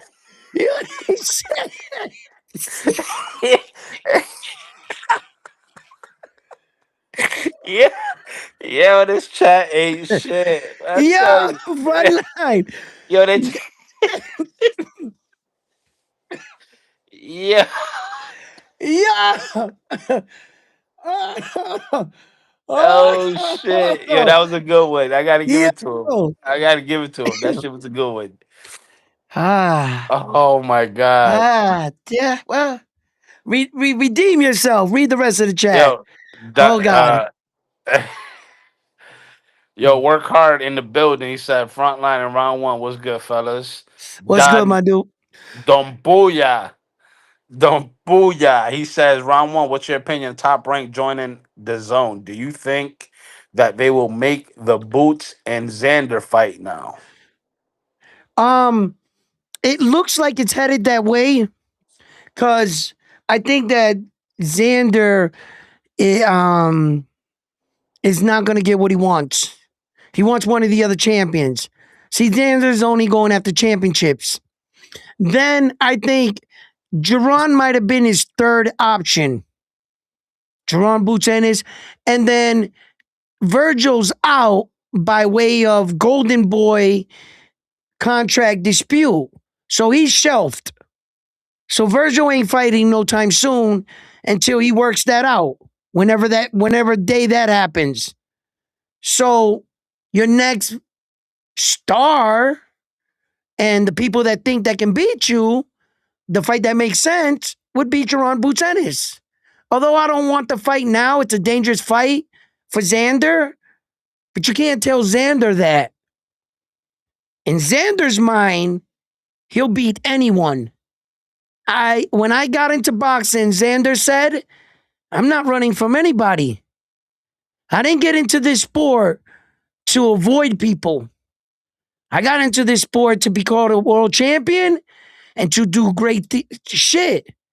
So the fact that I would ever think that he would be, deny the fight or avoid the fight or anything like that, no. I like the fight if it was to happen. Um, my breakdown on the fight. If Jerron Boots Ennis and Xander were to fight now, not later, if the fight was to happen now, I think that Jerron Boots Ennis going into the fight, he's going to utilize his legs Xander likes to play it cool too. What's going to happen is for the first 2 to 3 rounds, they're going to be testing each other out to see if the intelligence of the fight like Xander is going to test his intelligence and Boots is going to test his. You know, sometimes these fighters can be in these big positions, but they might not be seasoned. There's a lot of things being said about Xander's age. He's real young, and Boots is getting up there in age. So he might think he can outsmart the young man. Xander is a bit more boxing technical than what he gets credit for.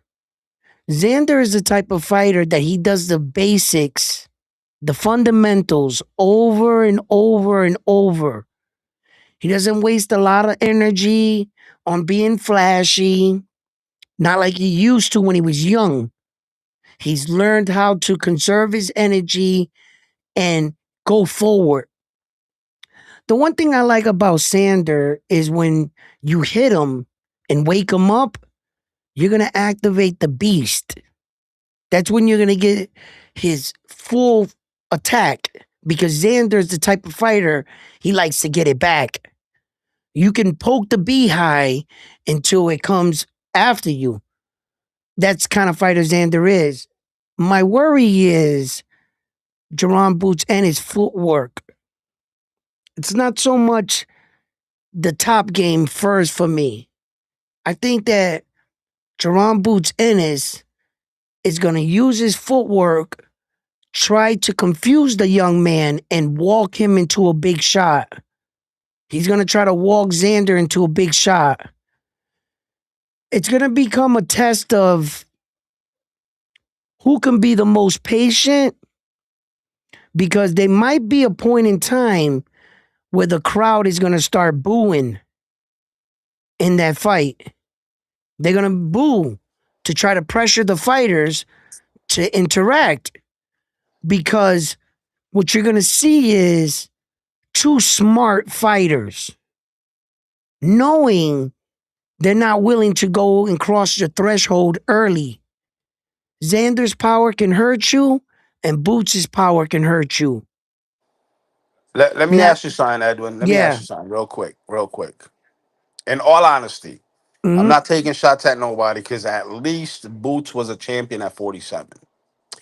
But at 54, he's an interim, right?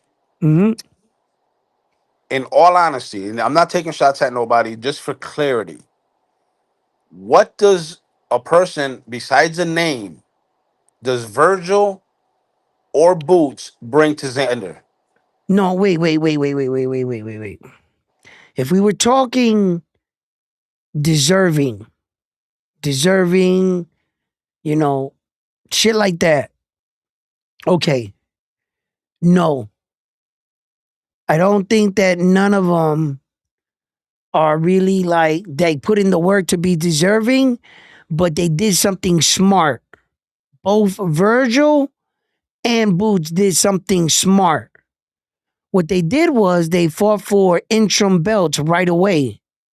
The interim belt by itself give you number one status across the board because you're no longer in rankings. So technically, it kind of makes them number ones in the interim category that they have the belt in, meaning Virgil's the WBC and Boots is the WBA. And one of the belts that Xander has is the WBA. So at any time, Jerron Boots Ennis can petition, he can request it to compete for full status of the WBA. And a world title fight trumps over any mandatory. So then it would be Jerron Boots Ennis versus Xander because he has the belt. Now, Okay, but a, what my question is, what does Boots or even Virgil offer Zayas? a name, a Oh, scalp. but if Zayas is looking for legacy, he's looking to go Well, after the first of all, both of them also have undefeated records. They have undefeated records, and Jerron Boots Ennis was a former unified world champ at 140. I know seven, that it was at 140. I know it. He hasn't 147. at 47. Yes, 47. You know the 40s. I was saying the Yeah, 140s. You know, just to yeah, make it yep, short. yep, yep, yep. But um, he doesn't have anything at 154, and his only fight at 154, we don't got a lot of information because he starched Lamo there in one round. That wasn't Jerome Lemos. Tennis. It was what the fuck was his name? It wasn't Was it Lemos. what is his name? Lynx or some shit like that. Lemo. No, I thought that's what his name was. no. Lemos You is gonna the make one me that look it fought up? Hitchens. I mean, Lemo's fought Richard Hitchens, right?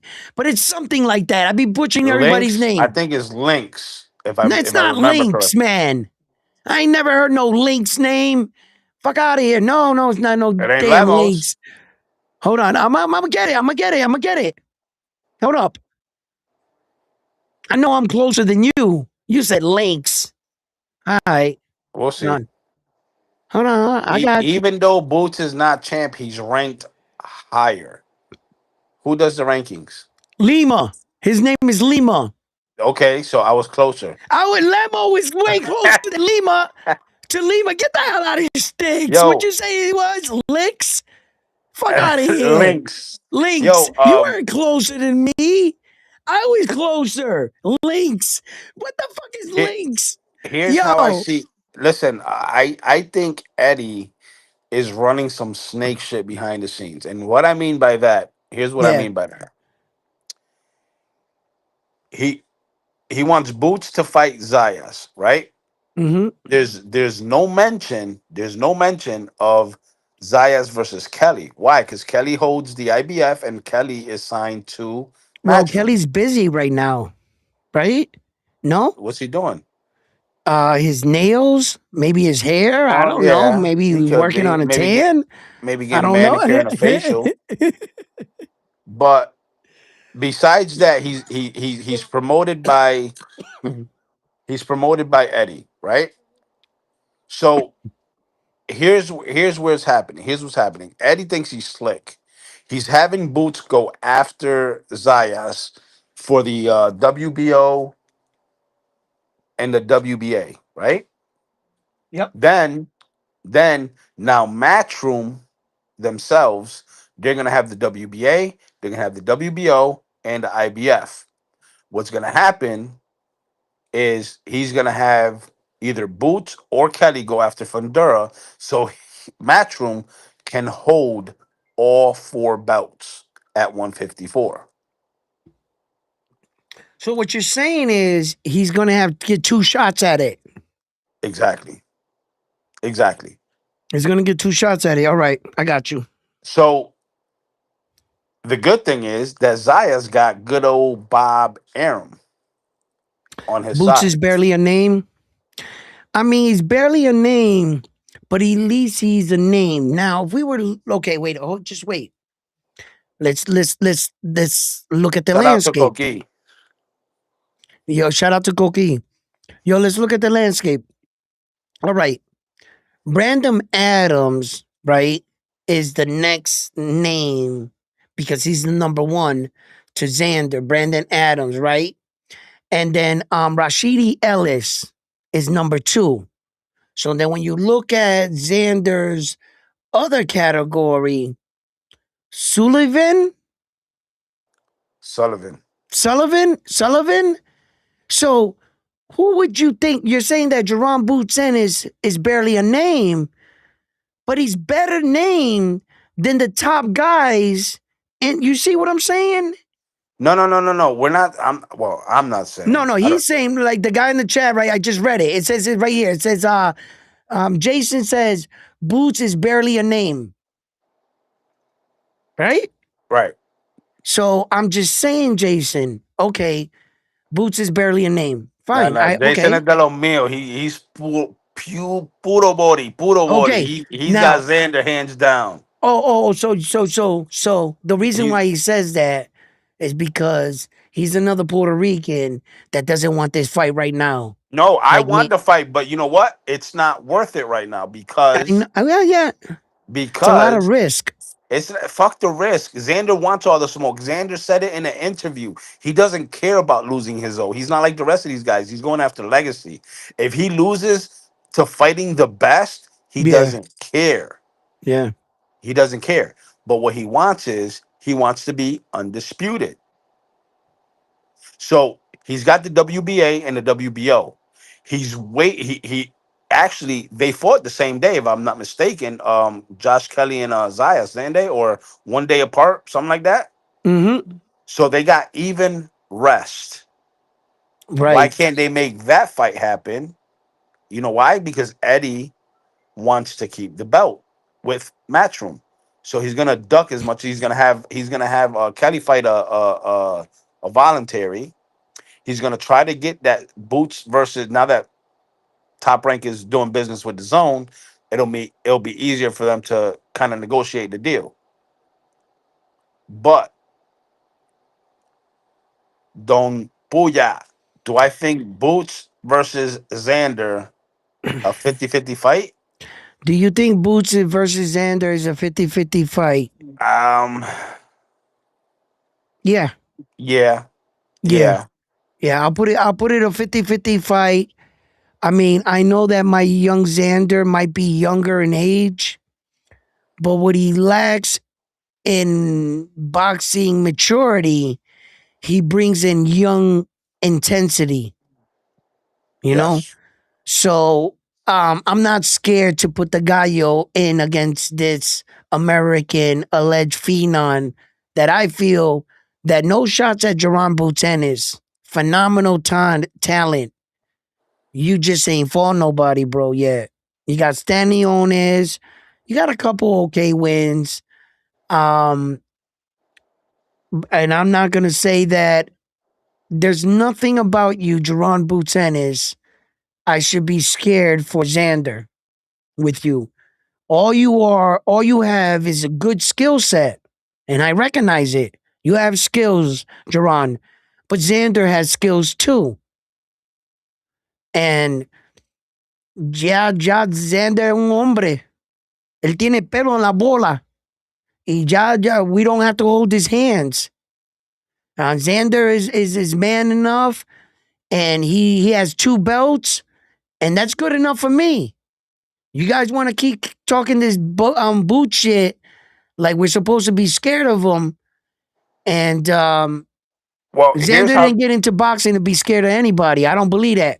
here's how I don't know how it's gonna play out, but Xander did mention, I think it was on the Playmaker. It's Mhm. a Puerto Rican podcast, sports podcast out there. He did mention that he's going after Legacy. If he can't get another title fight, Yeah. he may move up to 160 and fight for a title up there. And Mhm. then what's gonna happen is if he does move up, they're gonna call him a duck, that he ducked Boots, and that's not the case. On Xander, what? Where you at? Or Xander Stock chaser. relinquish belts to take over 60.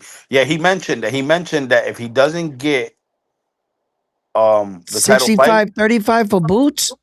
that's what Captain says. Boots is in his prime. Stock chasers that Xander looks pretty drained during those weigh-ins. Might fill in better at middleweight. And that division is dry except for a few names. That's He'll true. of Very course true. Boots out Very true. for a reason.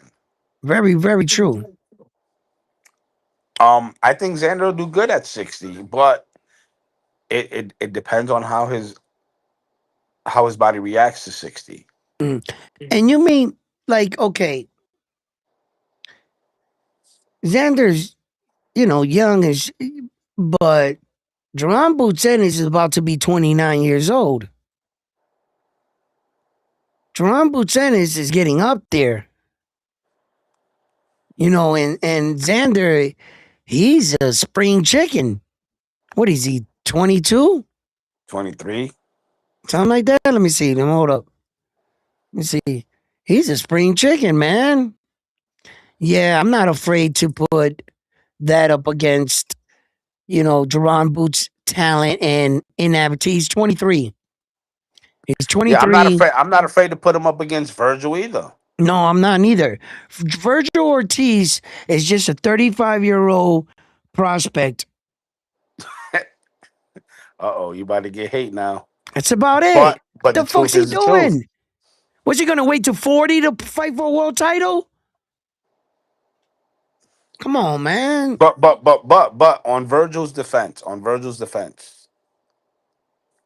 this is what I want you guys to understand, that you guys would sit here and say so and so ducked whatever and so ducked whoever, but at the end of the day, we're starting to realize, because Oscar is very transparent, Yeah, and yeah. it's Truth not be, Virgil that's yeah, ducking, yeah, it's his manager that's being greedy. yeah. Well, look. Virgil, in actuality, like, look. Okay, and real talk. Virgil. Okay, Jerron Boots Ennis is 28. Xander is 23, and Virgil's 27. He's actually a year younger than Deron Boots Ennis. But Virgil's been in the game for so long. He's like that Canelo Alvarez, where you think that Canelo's like 60 years old because he's got a lot of boxing miles. So by the time Canelo was actually like 33 years old, he had like 60 fights. In the boxing world, he was like 50 years old. Canelo's like 50 years old in boxing world. In actuality, he's only 33. But he's like an old soul, Virgil. He's just been around for a while. He's got 24 fights. And it seems like whenever you thought Virgil was going to start to like get that momentum, right here, he's going to get that belt. There was always that guy in front of him, Terrence Crawford. And long as Terrence Crawford was in his division, that's just been the story of Virgil's life. He just was he You know was what? the mandatory to Terrence Crawford's belt for a while, and never. Now look, Virgil's 27. He's locked into a negotiating battle with Oscar. Now You know what? what though, Edwin? The more lucrative fight, What's in up, my opinion. Cokie? Yo, what's up, Edwin? What's up, Okay, Frontline, my what's up, brothers huh? from What's another? going Yo, on, salute to the buddy? famille. Yo, what's up, guys? What's up, man? Um, About the boots, yo, I feel like with the whole 160 thing, right? And this is a big 154. So even if Zayas goes to 160 and they say they ducked, guess who's going to be at 160 a year from now? Because I don't see Ennis having more than 3 fights at 154, to be honest. You I think might he's be going to move right. up at the 2 fights. I think the more Hold on. lucrative fight, to be honest, that'll make more Hold money. on. I think Virgil versus Xander would make more money. More people will tune in than Boots versus Xander, in my Mm. opinion, because you're gonna have that Mexico Puerto Rico rivalry. You know what I'm Right, saying? right. And I think Ennis's best chance to sell it is going to be in Brooklyn because he'll have Yo. Philadelphia come through, and Brooklyn got Puerto Rico. But with Virgil, you got options. You go to Texas, you go to Vegas, you go to Cali. Virgil got the whole West Coast and Texas too. Yeah. All right. According to BoxRec, right? Peter Khan is Xander's manager and Bill stuff, Haney thought I and was Matisse' guy. Remember that? he's listed at 5'10". Yeah, Xander. Jerron Boots Ennis is 5'10". correct. They might just meet up at 160. I feel like it's most likely that fight will happen at 160 more than 154. So I'm you just being don't think that honest the here. fight is going to take place if Xander can't get any of the fighters, the champions in the ring with him? That the valuable option would have been Jerron Boots Ennis. Now, this is going to say a lot to the boxing world. You saw that Jerron Boots Ennis was chasing around Virgil Ortiz. And then the situation that he's going through with Golden Boy really killed the fight. It shelved Virgil. So, okay. Jerron Boots Ennis, the next move is yours. You have that interim belt to Xander's belt. All you got to do, contact the WBA and say that you're interested in the fight. You can request it. They'll get back to you in writing if they accepted your request. Then they're going to notify Xander and say they're making Jerron Boots Ennis your mandatory, which supersedes any mandatory you should have in the future. Your next fight would be Jerron Boots Ennis. But if Xander Zayas goes out and fights somebody not named Jerron Boots Ennis, and Jerron Boots Ennis goes about his way and fights someone not named Xander Zayas, you would have known at that point that I don't think that it would have been on Xander's side when you can corner him in. You don't even need him to start negotiations to put the pressure. You just need the WBA organization to back you up, Boots. And now we start negotiation. You see? So let's see what happens. Right. If Jerron Boots Ennis is about that smoke. Yeah, Koki, go ahead. Yeah, I was gonna say, I think no matter what Zayas does, whether he does a bold move or he does a safe move, I think he's gonna be called food, because I think that's the narrative that, like, the boxing boys crowd, they love that narrative. They love to say, yo, Zayas is food. They love saying that shit more than watching boxing. So for me, it's like, I think that narrative won't go away until Zayas beats Ennis. But let me ask the chat a question. I want to ask the chat a question, and I want to ask Edwin the question, right? With Ennis, right? So 154, what does he do next? Because Dalton Smith has a fight, right? Alberto Puello has a fight. Devin Haney has a fight. Rolly Romero has a fight. They're fighting on the 30th. And Dalton and Puello, they're fighting June 6th. How come these guys got fights? What is Ennis doing? What does he have next? You see, there's a part that sometimes the fighter has something else going on in his life now more important. And sometimes it's easier to just push around blame. Sometimes it is the promoters. Sometimes it is the network. But sometimes it is the fighter. And in some situations, it can be a combination of things. And the fighter can really take advantage of this. Stay on vacation a little bit longer. But what does that do? Good, you got some money your last fight. Now you want to spend it. You should learn that at the end of your careers, you'll reap the roots of your hard labor. You'll get to enjoy that. But the fighter wants to take vacations in the middle of their career. They don't understand from age 20 years old to 30, it's only 10 years. It's only 10 years from 20 to 30. And you want to take a vacation that's going to take a year and a half away from your career and then like play it off like it was these guys because you got a scandal going on. So you got a smoke screen. Right. You don't see the fighter with any intensity telling his manager, then what are you doing to get me the next fight? You know what you're doing? You're going on social media and you're talking in riddles, Jerron Boots Ennis, hinting to the possibility about other fights, but not coming out and saying anything definitively. Right. Those are games. Those are games, and you're playing along, and you don't have any intentions of coming back just now. But you're making it seem like you want a little smoke. And who suffers?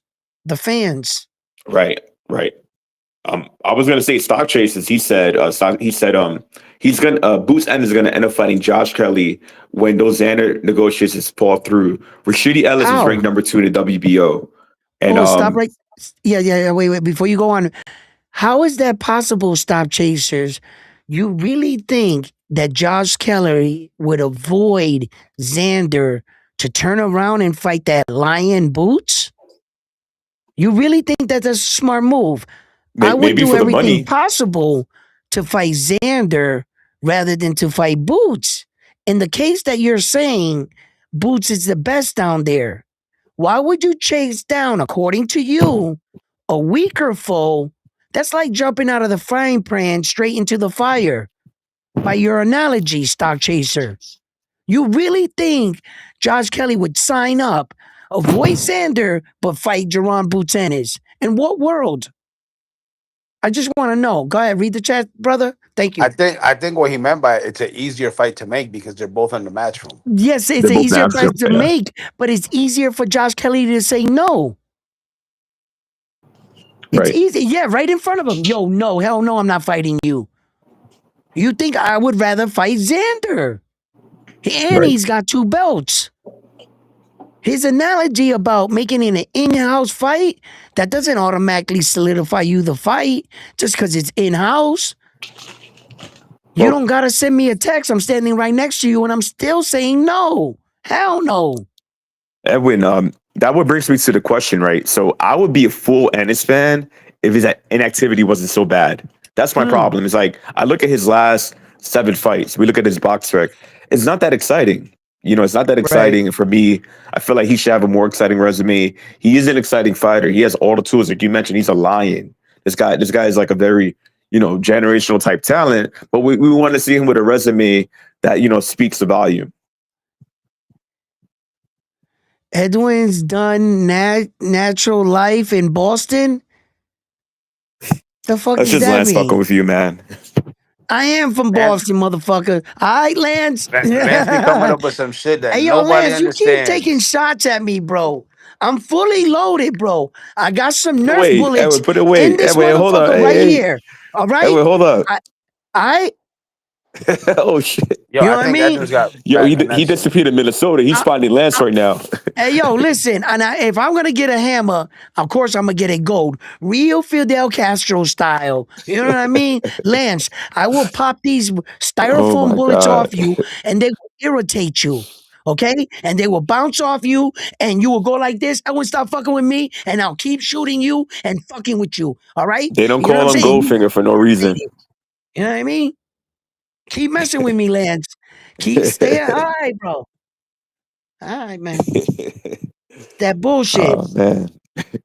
Yo, what do you guys think about that Puello Dawson Smith fight? I think Puello's gonna redeem himself. I mean, shit. After how Dawson handled Matias, we better hope Puello win. You know what I'm saying? Listen, let me tell you something. Santo Domingo, they down bad. Real bad. They need some wins. Let me tell you who's next on deck on the chopping block. Carlos Adames. Carlos Adames, for the way that Austin Williams looked against that dude, they're redoing the fight. Yeah. Listen, that's all Santo Domingo needs is to watch Carlos Adames getting knocked out by a lucky punch by Williams. That would really crush them. I mean, damn, that would be fucked up. Yeah, that World Series I mean, look, baseball I like shit. I like Ammo, Edwin. I like Ammo a lot too. But what scares me about Ammo is like with the Shiraz fight and those other fights, he takes so Carlos many should beat hits him. that I'm like, fuck. What if Bronco hits him with one of them heavy shots? Nah, Bronco's gonna wash. Carlos Adames should wash this dude, bro. Bronco's gonna wash. He should It may not even be close, bro. That may be the end of Ammo Williams. No, I'm seeing a early knockout here. Yes, somewhere Bronco's in gonna 1 and get him 6, out between 1 and 6. Yes. Yeah, Bro, I think he's gonna put feeding him away Ammo early. to all the fucking animals, man. No, Carlos Adames, I got him in this fight, and like I said, I'm just hoping the night goes correctly because the Dominicans need a boost to the morale here. I mean, they got need Rohan something. Polanco too at 147. Yeah, but he's not a champion. We're talking about world champion shit. Santo Domingo got knocked off in world champion tournament. Hey man, if Puello gets that title back, Hey, he Alberto stay. Yeah. Puello lost his belt to Matias. Dominican champions got wiped out in the sport of boxing. Do Wait, they hold even on, have a current? Edwin. Oh yeah, Edwin, Carlos. hold on. Are you saying that DR's down bad? Extremely bad. Not bad, but extremely bad. Yo, shout out to Melasa in the building. He's taking Yo, shots. He like said Puello will bad, not get bad. up the But can. that's baseball, guys. That's baseball. No, he You said know, Puello will not get up off the canvas after Dalton drops him. listen, Dalton has the ability, but my cousins are down so bad, my Latin cousins, and I want revenge versus Dalton Smith. So I'm going with Puello. And I'm then he going with says Amber Puello. Williams coming out on top. Oh He's wow. taking shots. Hey, Damn, they what do you taking guys think about shots. Captain Howdy? He They are he taking wrote Salah shots. said Matias is done. No, not a Salas can long say whatever. shot. Salas Not is a long salty. shot. I don't think Salas he's is talking salty. about an interview that Salah said Matias is done in an interview. Captain Howdy wrote that. The camera angle got me messed up. How's that possible? What are you Yo, talking Edwin, about? hit him with the side eye. Hit him with the side eye. Hit him with the side eye. Hold on, I gotta hit him. Hold on. Yo, Yeah. I'm watching you. I'm on you, man. Yo, is that real news? Is Matias done? Finito. No, No, that's Salas nah, is don't talking believe shit that because he's shit. butthurt. Don't believe No that word. shit. Don't believe that shit. Shit, let me get that Matias pro. Oh yeah, I forgot Prograde's fighting Conor Ben. Yeah, yeah, that would have been a good one, huh? Yeah, We never got that that like 7-year Matias beef. versus Progress. Yeah, I remember No, they was going back and forth at Yeah, each both. Matias other wanted 2 Taylor, but years Taylor ago. said no. Yo, both Yeah. coming off of fucking losses. Matias versus Tio. yeah. But Matias got to Pujols definitely is going to step get up on that cooked by fight. Dalton because he is He's going gonna be to scared to be engage. scared to engage. See what Melasa started? You see what Melasa started? Now they're taking shots at the Dominicans. That's I mean, crazy. Puello only has to clinch and headbutt against Dalton. He'll win. I mean, he'll win. He'll win all day. Just clinch and headbutt. You know what I'm saying? That is his MO, right? Yeah, even though Dalton does know how to box, he does know how to box. So we could see. It'll be a different fight, but obviously Dalton would be the favorite, right? Yeah. What's that? Oh shit! Oh shit! What? What? How many Hey, gadgets you got, Edwin? I got a lot of gadgets. I Oh do wow! a lot of stuff. You know what I'm saying? a little bit off topic, but did you guys see Keyshawn Davis trying to get at Abdullah Abdullah Mason? Mason. Ah, fucking soap opera Yeah, shit. yeah. Hey, I'm kind let's of meet bored of up Keyshawn here. already. It was like, We're gonna get up. We're gonna get up in each other's face, and then you say some shit, and I say some shit, and then when the yeah, camera's off, we can kiss, hold hands, and walk down the beach. You know what I'm saying? Get the right. fuck out of here with that bullshit. Well, Yo, don't Abdullah you guys Mason told him agree? straight up, Keyshawn is trying too hard. He's doing this shit every week way now. too It's Yeah, like, hard. come that's on, what we I was just bored, Way too gonna yo. hard. say. I was just gonna say that. Abdullah Mason made it clear, like, dude, you're barking up the wrong tree. I'm at 35. You can't make 35. When I'm ready to move up to 40, then we could talk. That was Yeah, a very And educated then and response. then and Salute then to Abdullah. Keyshawn said right. what Keyshawn said was, "Oh, by the time you move up to 40, I'll probably be at 47." So why the fuck would you go barking at a dude that's at 35, that's not ready to move up to 40, and you're making a scene for what? I think Keyshawn has a beta complex. He needs to assert himself to feel alpha. And if he doesn't, he's not going to feel alpha. Hey, yo, y'all do me a favor and hit that like button for me. Hit Do the something like, the with sub, and yourselves, send a man. super Come chat, on, guys. man. Show Edwin some Hit that love. like button. He Subscribe got to all the these channel. gadgets for Become you a Round guys, One man. All Sports these Channel member. props, you know? Hey, yo, Send some super chats. yo, Stock, I know he be seeing the super chats all day on other channels, but here he be like, it's free. Let's go here. It's cool, right? Come on. Yeah.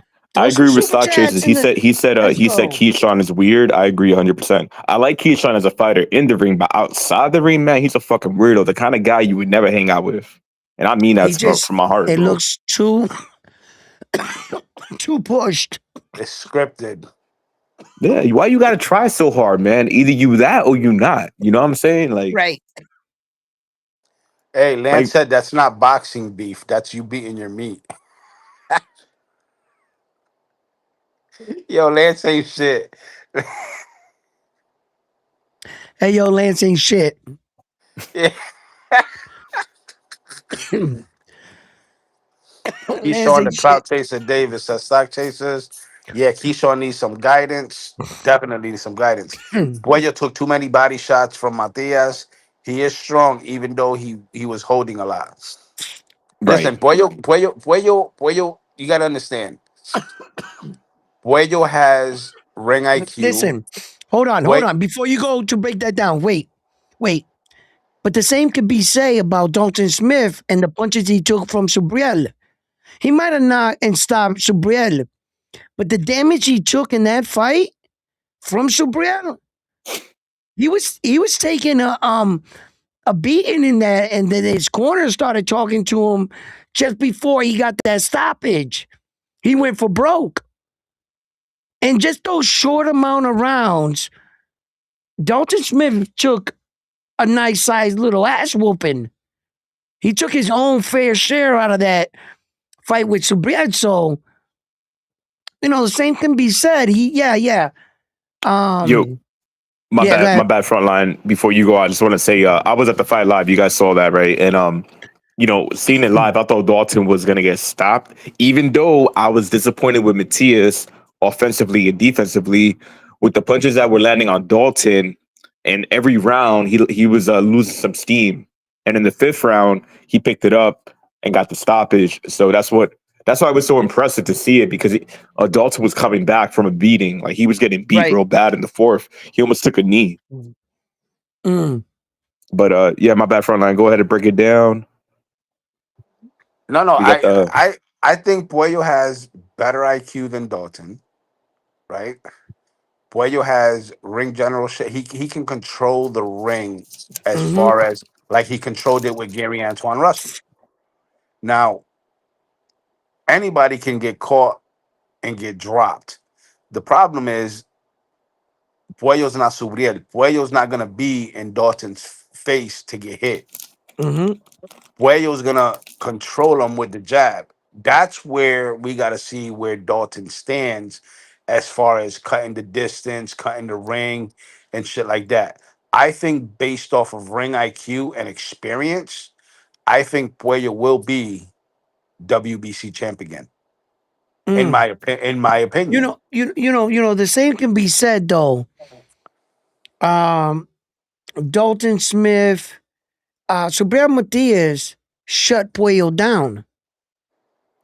And um, Alberto Puello There never we turned go. into that boxer You like got your that. $5. You got the first Yeah, color in the yeah. Hold chat. on, we'll get right to it. Let me just finish this, and I want you to read that off. He never turned into Alberto Puello that was standing in front of Gary Antoine Russell, the very slick boxer, counter punching, slipping punches.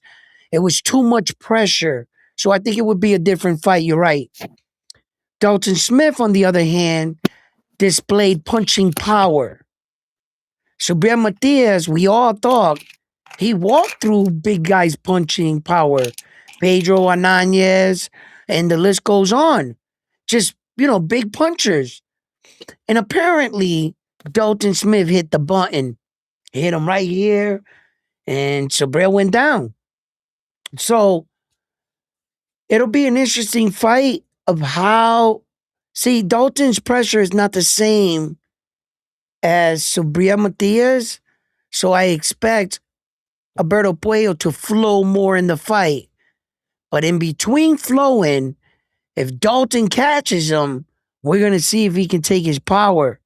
Because for as much as Gary Antoine Russell was revered for power, going into that fight, he had a 100% knockout ratio. And no matter what punch he hit Alberto Puello with, he didn't move him. So all punching power is not the same. And all chins are not made the same. You start testing the number one chins, that higher echelon, we'll see where your punching power is. And that's going to be my question. How does Alberto Puello take Dalton Smith's power? And how does Dalton Smith fare against Alberto Puello's punching ability? I would like to answer that, but I'm gonna have Frontline read Let's read the $5 chat here, please. Yep. Adriel Heredia, $5 super chat says, appreciate the late night boxing talk. Just off work, getting me through late night workout now before bed. All right. Shout all out right. to Javier. Yo, salute, to you, Javier. brother. Yeah, man. How was work, man? Let us know how was work in the chat, and give us some feedback where on you the calling questions from? we got. What city you calling from? Rep your city. Yeah, rep the city. Let us know, man. Get familiar with us. We're family here. But real quick, Frontline. It sounds like Puello Smith could look like Paro and Hitchens.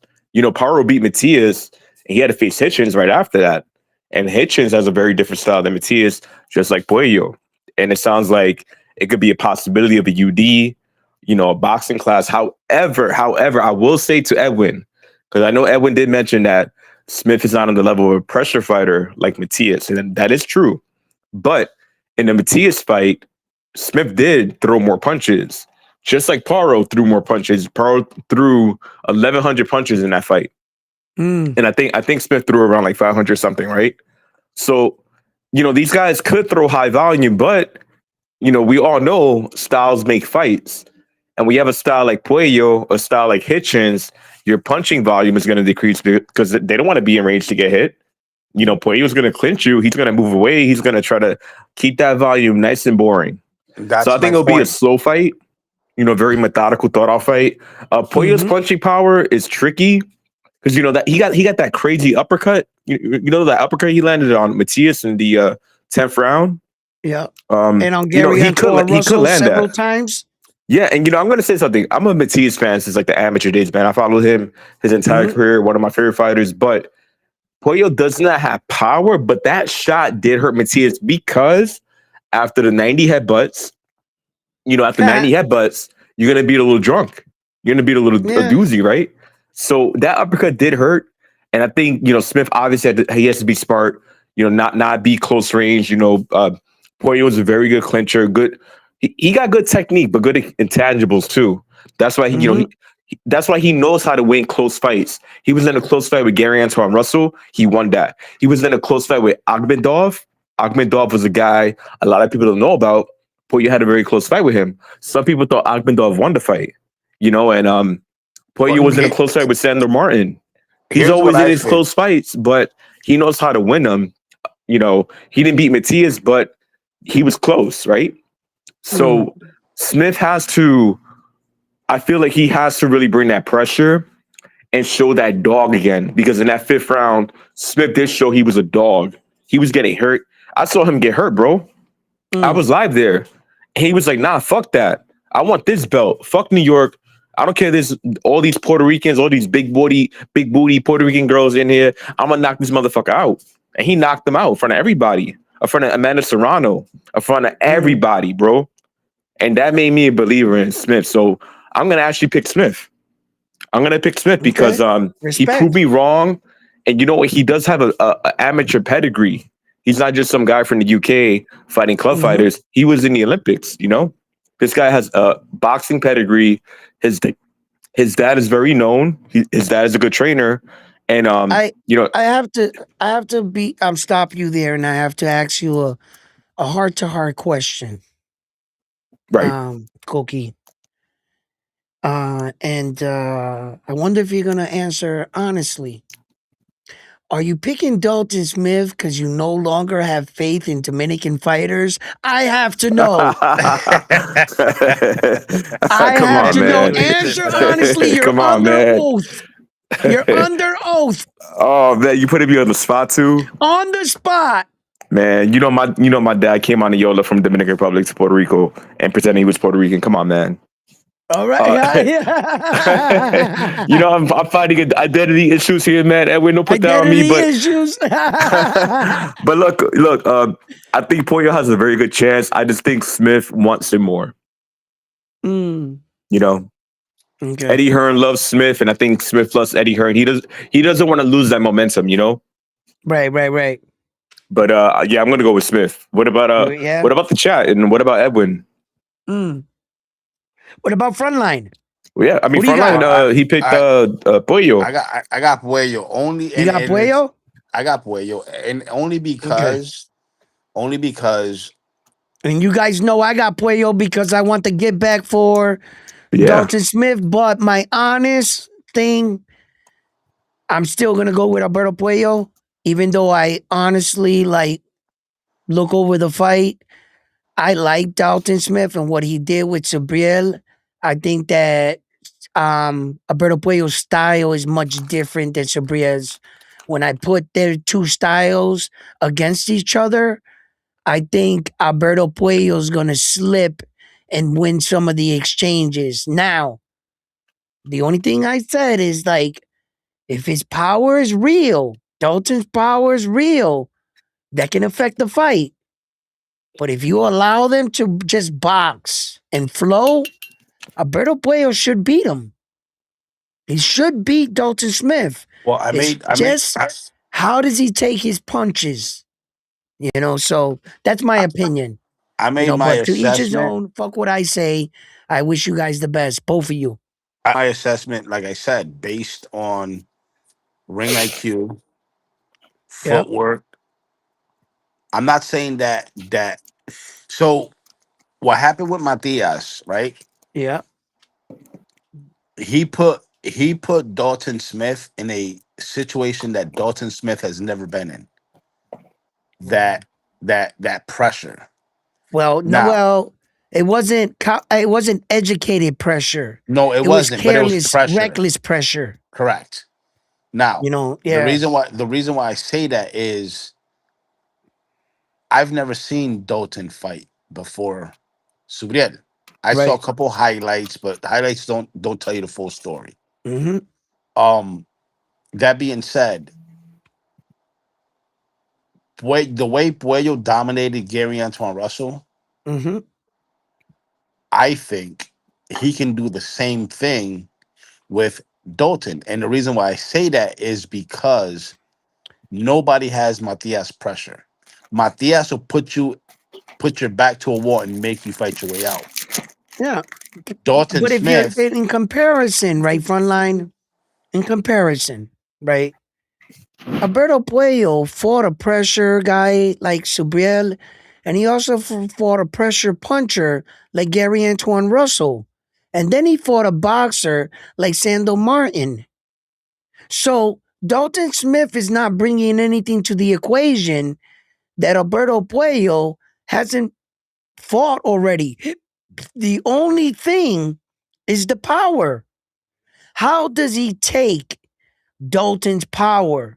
And if he can take his power and he's pop out and he's right there, oh, Dalton Smith, he's gonna might have to turn into a boxer. exactly. So I mean, Now, that's where I'm at. now, can Puello's jab keep Dalton at bay? You know what I'm saying? Mm. And can Um, Dalton Smith come over Alberto Puello's jab to take it away? If he exactly. takes Is away Alberto Puello's jab because Alberto Puello starts to throw the jab and Dalton keeps coming over the top, and then now he doesn't want to throw the jab and he takes it away from him.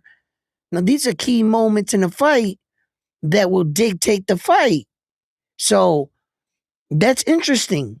I don't know if Alberto Puello's jab will be too fast for Dalton to react. And how would he do that? I've only seen so many fights from Dalton Smith. I've seen a few fights from Alberto Puello, but I just think that, you know, when it comes to the sweet science and tough situations, I take the sweet science because the sweet right. science can get you out of a lot of shit. When Captain you're, says yeah, go ahead. Matias is a low IQ fighter. No, he's not a low I IQ disagree with fighter. that. No, I disagree. Now, okay, check this out, guys. Here at Round One Sports Talk, We're a boxing channel. We also talk, educate. I learn from you guys learn from me, and etc. We talk about boxing. Now, one thing you have to understand about Subriel Matias's boxing style is that it's unique to him. You understand? In the sense of that all boxers do not look the same. Case in point, Errol Spence Jr. came out, fought the exact same way every fight. You knew what he was gonna do. You just couldn't stop him. You understand? Subriel is a master at his style. Not every fighter in the world can do what he does, which makes him unique in his own way. Meaning, every Subriel Matias fight, you know what he's gonna do. You know exactly how he's gonna fight. You gotta stop it. Dalton Smith was the first to do that, right? Doesn't mean that his fighting style is trash because he's got like a 90 something percent knockout ratio. He's either knocking you out, losing, or knocking you out. At one point in time, he had a 100% knockout ratio. So you gotta learn how to view boxing through a different set of eyes. Everybody is not gonna look like Sugar Ray Leonard. That's the way the best boxing, the art, like technique wise, but that doesn't mean that there's not other elite fighters with elite styles. You understand?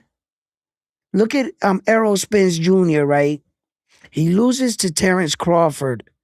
Then all of a sudden Terrence is the best and Errol Spence ain't shit. But I disagree. Cause I say Errol Spence Jr. with that one style beat 99% of his opponents and only lost to one. So 99% of everybody else lost to him with the same style. But Errol Spence Jr. is an elite fighter. He just understands his own style. Subriel is the same way. He's an elite fighter. It's just that's his style of fighting. You know how when matchmakers say, I don't want to match him up with this style because this is a horrible style for his style. Every fighter, a lot of fighters are unique. Some try to mirror each other and some try to do the dance the way it's laid out to look good in your form. But fighters like Esau Pitbull Cruz, that if there was ever an odd bet on an Esau Pitbull Cruz fight, I would bet he wouldn't throw a jab in the entire fight. Last fight, he started using his jab more. Yeah, he started using it more recently. But all fights before that, Esau never threw a jab. But is he a bum? Is his style? No. There's just different styles to it. And then there's the elite level. The elite level. Subriel Matias' style is not trash by far. It's very dangerous. As a matter of fact, one of the hardest ways to get a beat on a guy is a guy that fights with his hands down like this. Like this. Why? Because he's not in your traditional boxing guard like this. You can see his hands coming like this. But when you fight with your hands like this, you can fake it with your shoulder like and hit this way. Go that way, go this way. It's harder to read a guy that comes down from like this. That's why Subriel has a lot of success in landing. Because they stop trying to guess which one and they try to fight him in a rhythm. Which one did he throw first? That's why Subriel Matias doubles up on his shots. You ever notice that? He'll go pop, pop, pop. Why? Because he noticed the guy's just going on a rhythm, trying to go with his head shots, because he's no longer trying to guess it.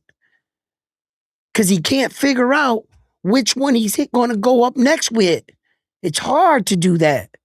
So when you understand fighting more, you'll start to realize that the Rollies of the world are much more dangerous than what they look.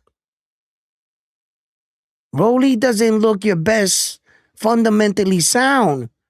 3 division world champion, by the way. 3 division. It's fighting is not like you're not supposed to look like Floyd just to be the best. Once you have an understanding, a certain something about fighting, Luis Pantera Nari is a knockout artist, not the best form, but he did put down one of the best fighters in the world. And he was that close from winning with that style. He's very successful with it. Brandon Figueroa, he's got a unique style. You know, Teron Boots Ennis can adapt. Fighters like that are movers. Those are different kind of fighters, like the Devin Haney's of the world. Shakur Stevenson, he's the top echelon, because what makes Shakur better, fundamentally sound than Devin, and why the boxing gods have him placed higher. They're right. Shakur Stevenson proved to the world he can adapt. He can beat you in your own style. He beats William Cepeda standing in front of him, fighting like William Cepeda. Shakur Stevenson didn't fight like Shakur Stevenson at all in that fight. He fought William Cepeda's fight. Can Devin do that? Can Devin fight going backwards?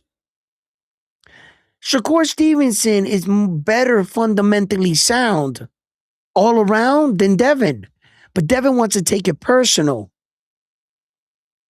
Devin's like, he's not a better fighter than me. I'm undisputed. Yes, Devin. Shakur got 4 divisions and you were undisputed. But still, Devin, yeah, you fought Loma. You can call off big names, Devin, but that's not what the pound for pound's about.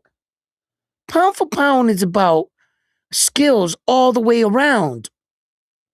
Footwork, ring IQ, ring generalship, twitch-like muscles. We judge you on all categories. Everything that makes you a skilled fighter. You can't be flawed in some areas and be mad why they got Shakur ahead of you. He's fundamentally around. Shakur's a better overall. I'm not saying that Shakur can beat Devin. That doesn't spell that. That doesn't spell that. Devin can hit Shakur right on the chin, on the button, and knock him out. Any fighter can get knocked out. But overall, yeah, I can see why they got Shakur on the pound for pound higher than Devin. Yes. So, yeah, fight fans. I'm about to hop off here. Frontline just hopped off. Rohan Polanco, the next Dominican champion, I hope. I got a lot of high expectations for Rohan Polanco. I always have. I've had him here on my show. I've interviewed Rohan Polanco. Coach Bermudez down there is doing a lot of good things with those guys, bringing along a lot of good fighters.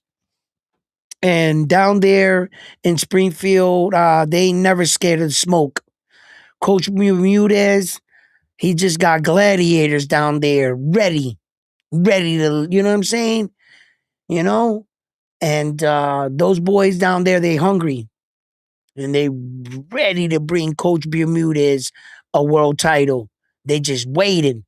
They just waiting to, get their moment. So he's got a lot of great fighters. I expect a lot from Coach Bermudez and that camp down there this year and heading into next year.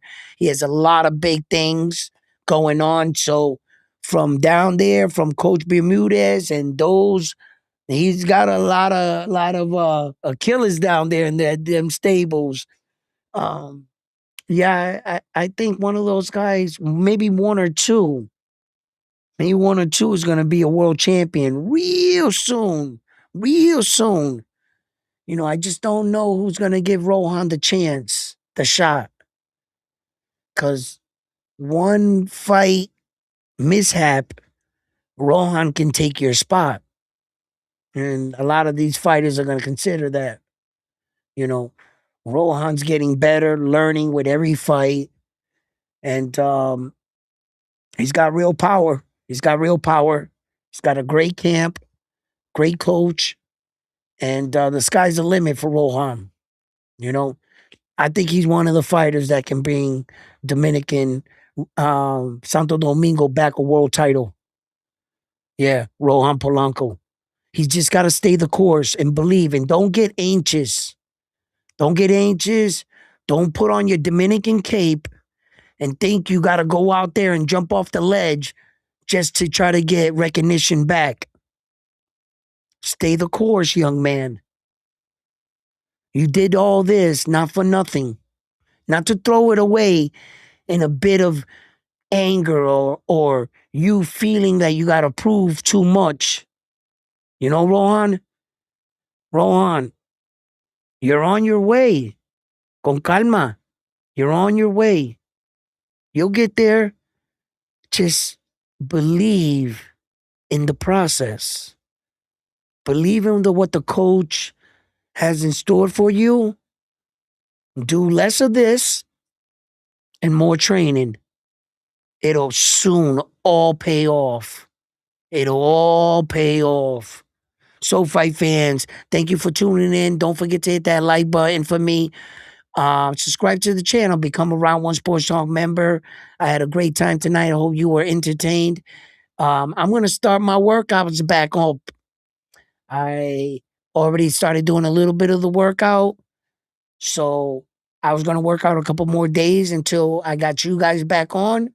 But expect it. It's coming. Round One Sports Talk Fitness. You know how we do. We getting back in the gym.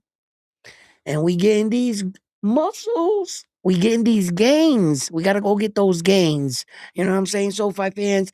And see you guys tomorrow. And I'm out. Easy does it, baby. Absolutely. Stock chasers. You know, we gotta stay in shape, bro. You know, the minute you stop moving, you start dying. You live to die. Gotta keep moving. Love you guys. Take care.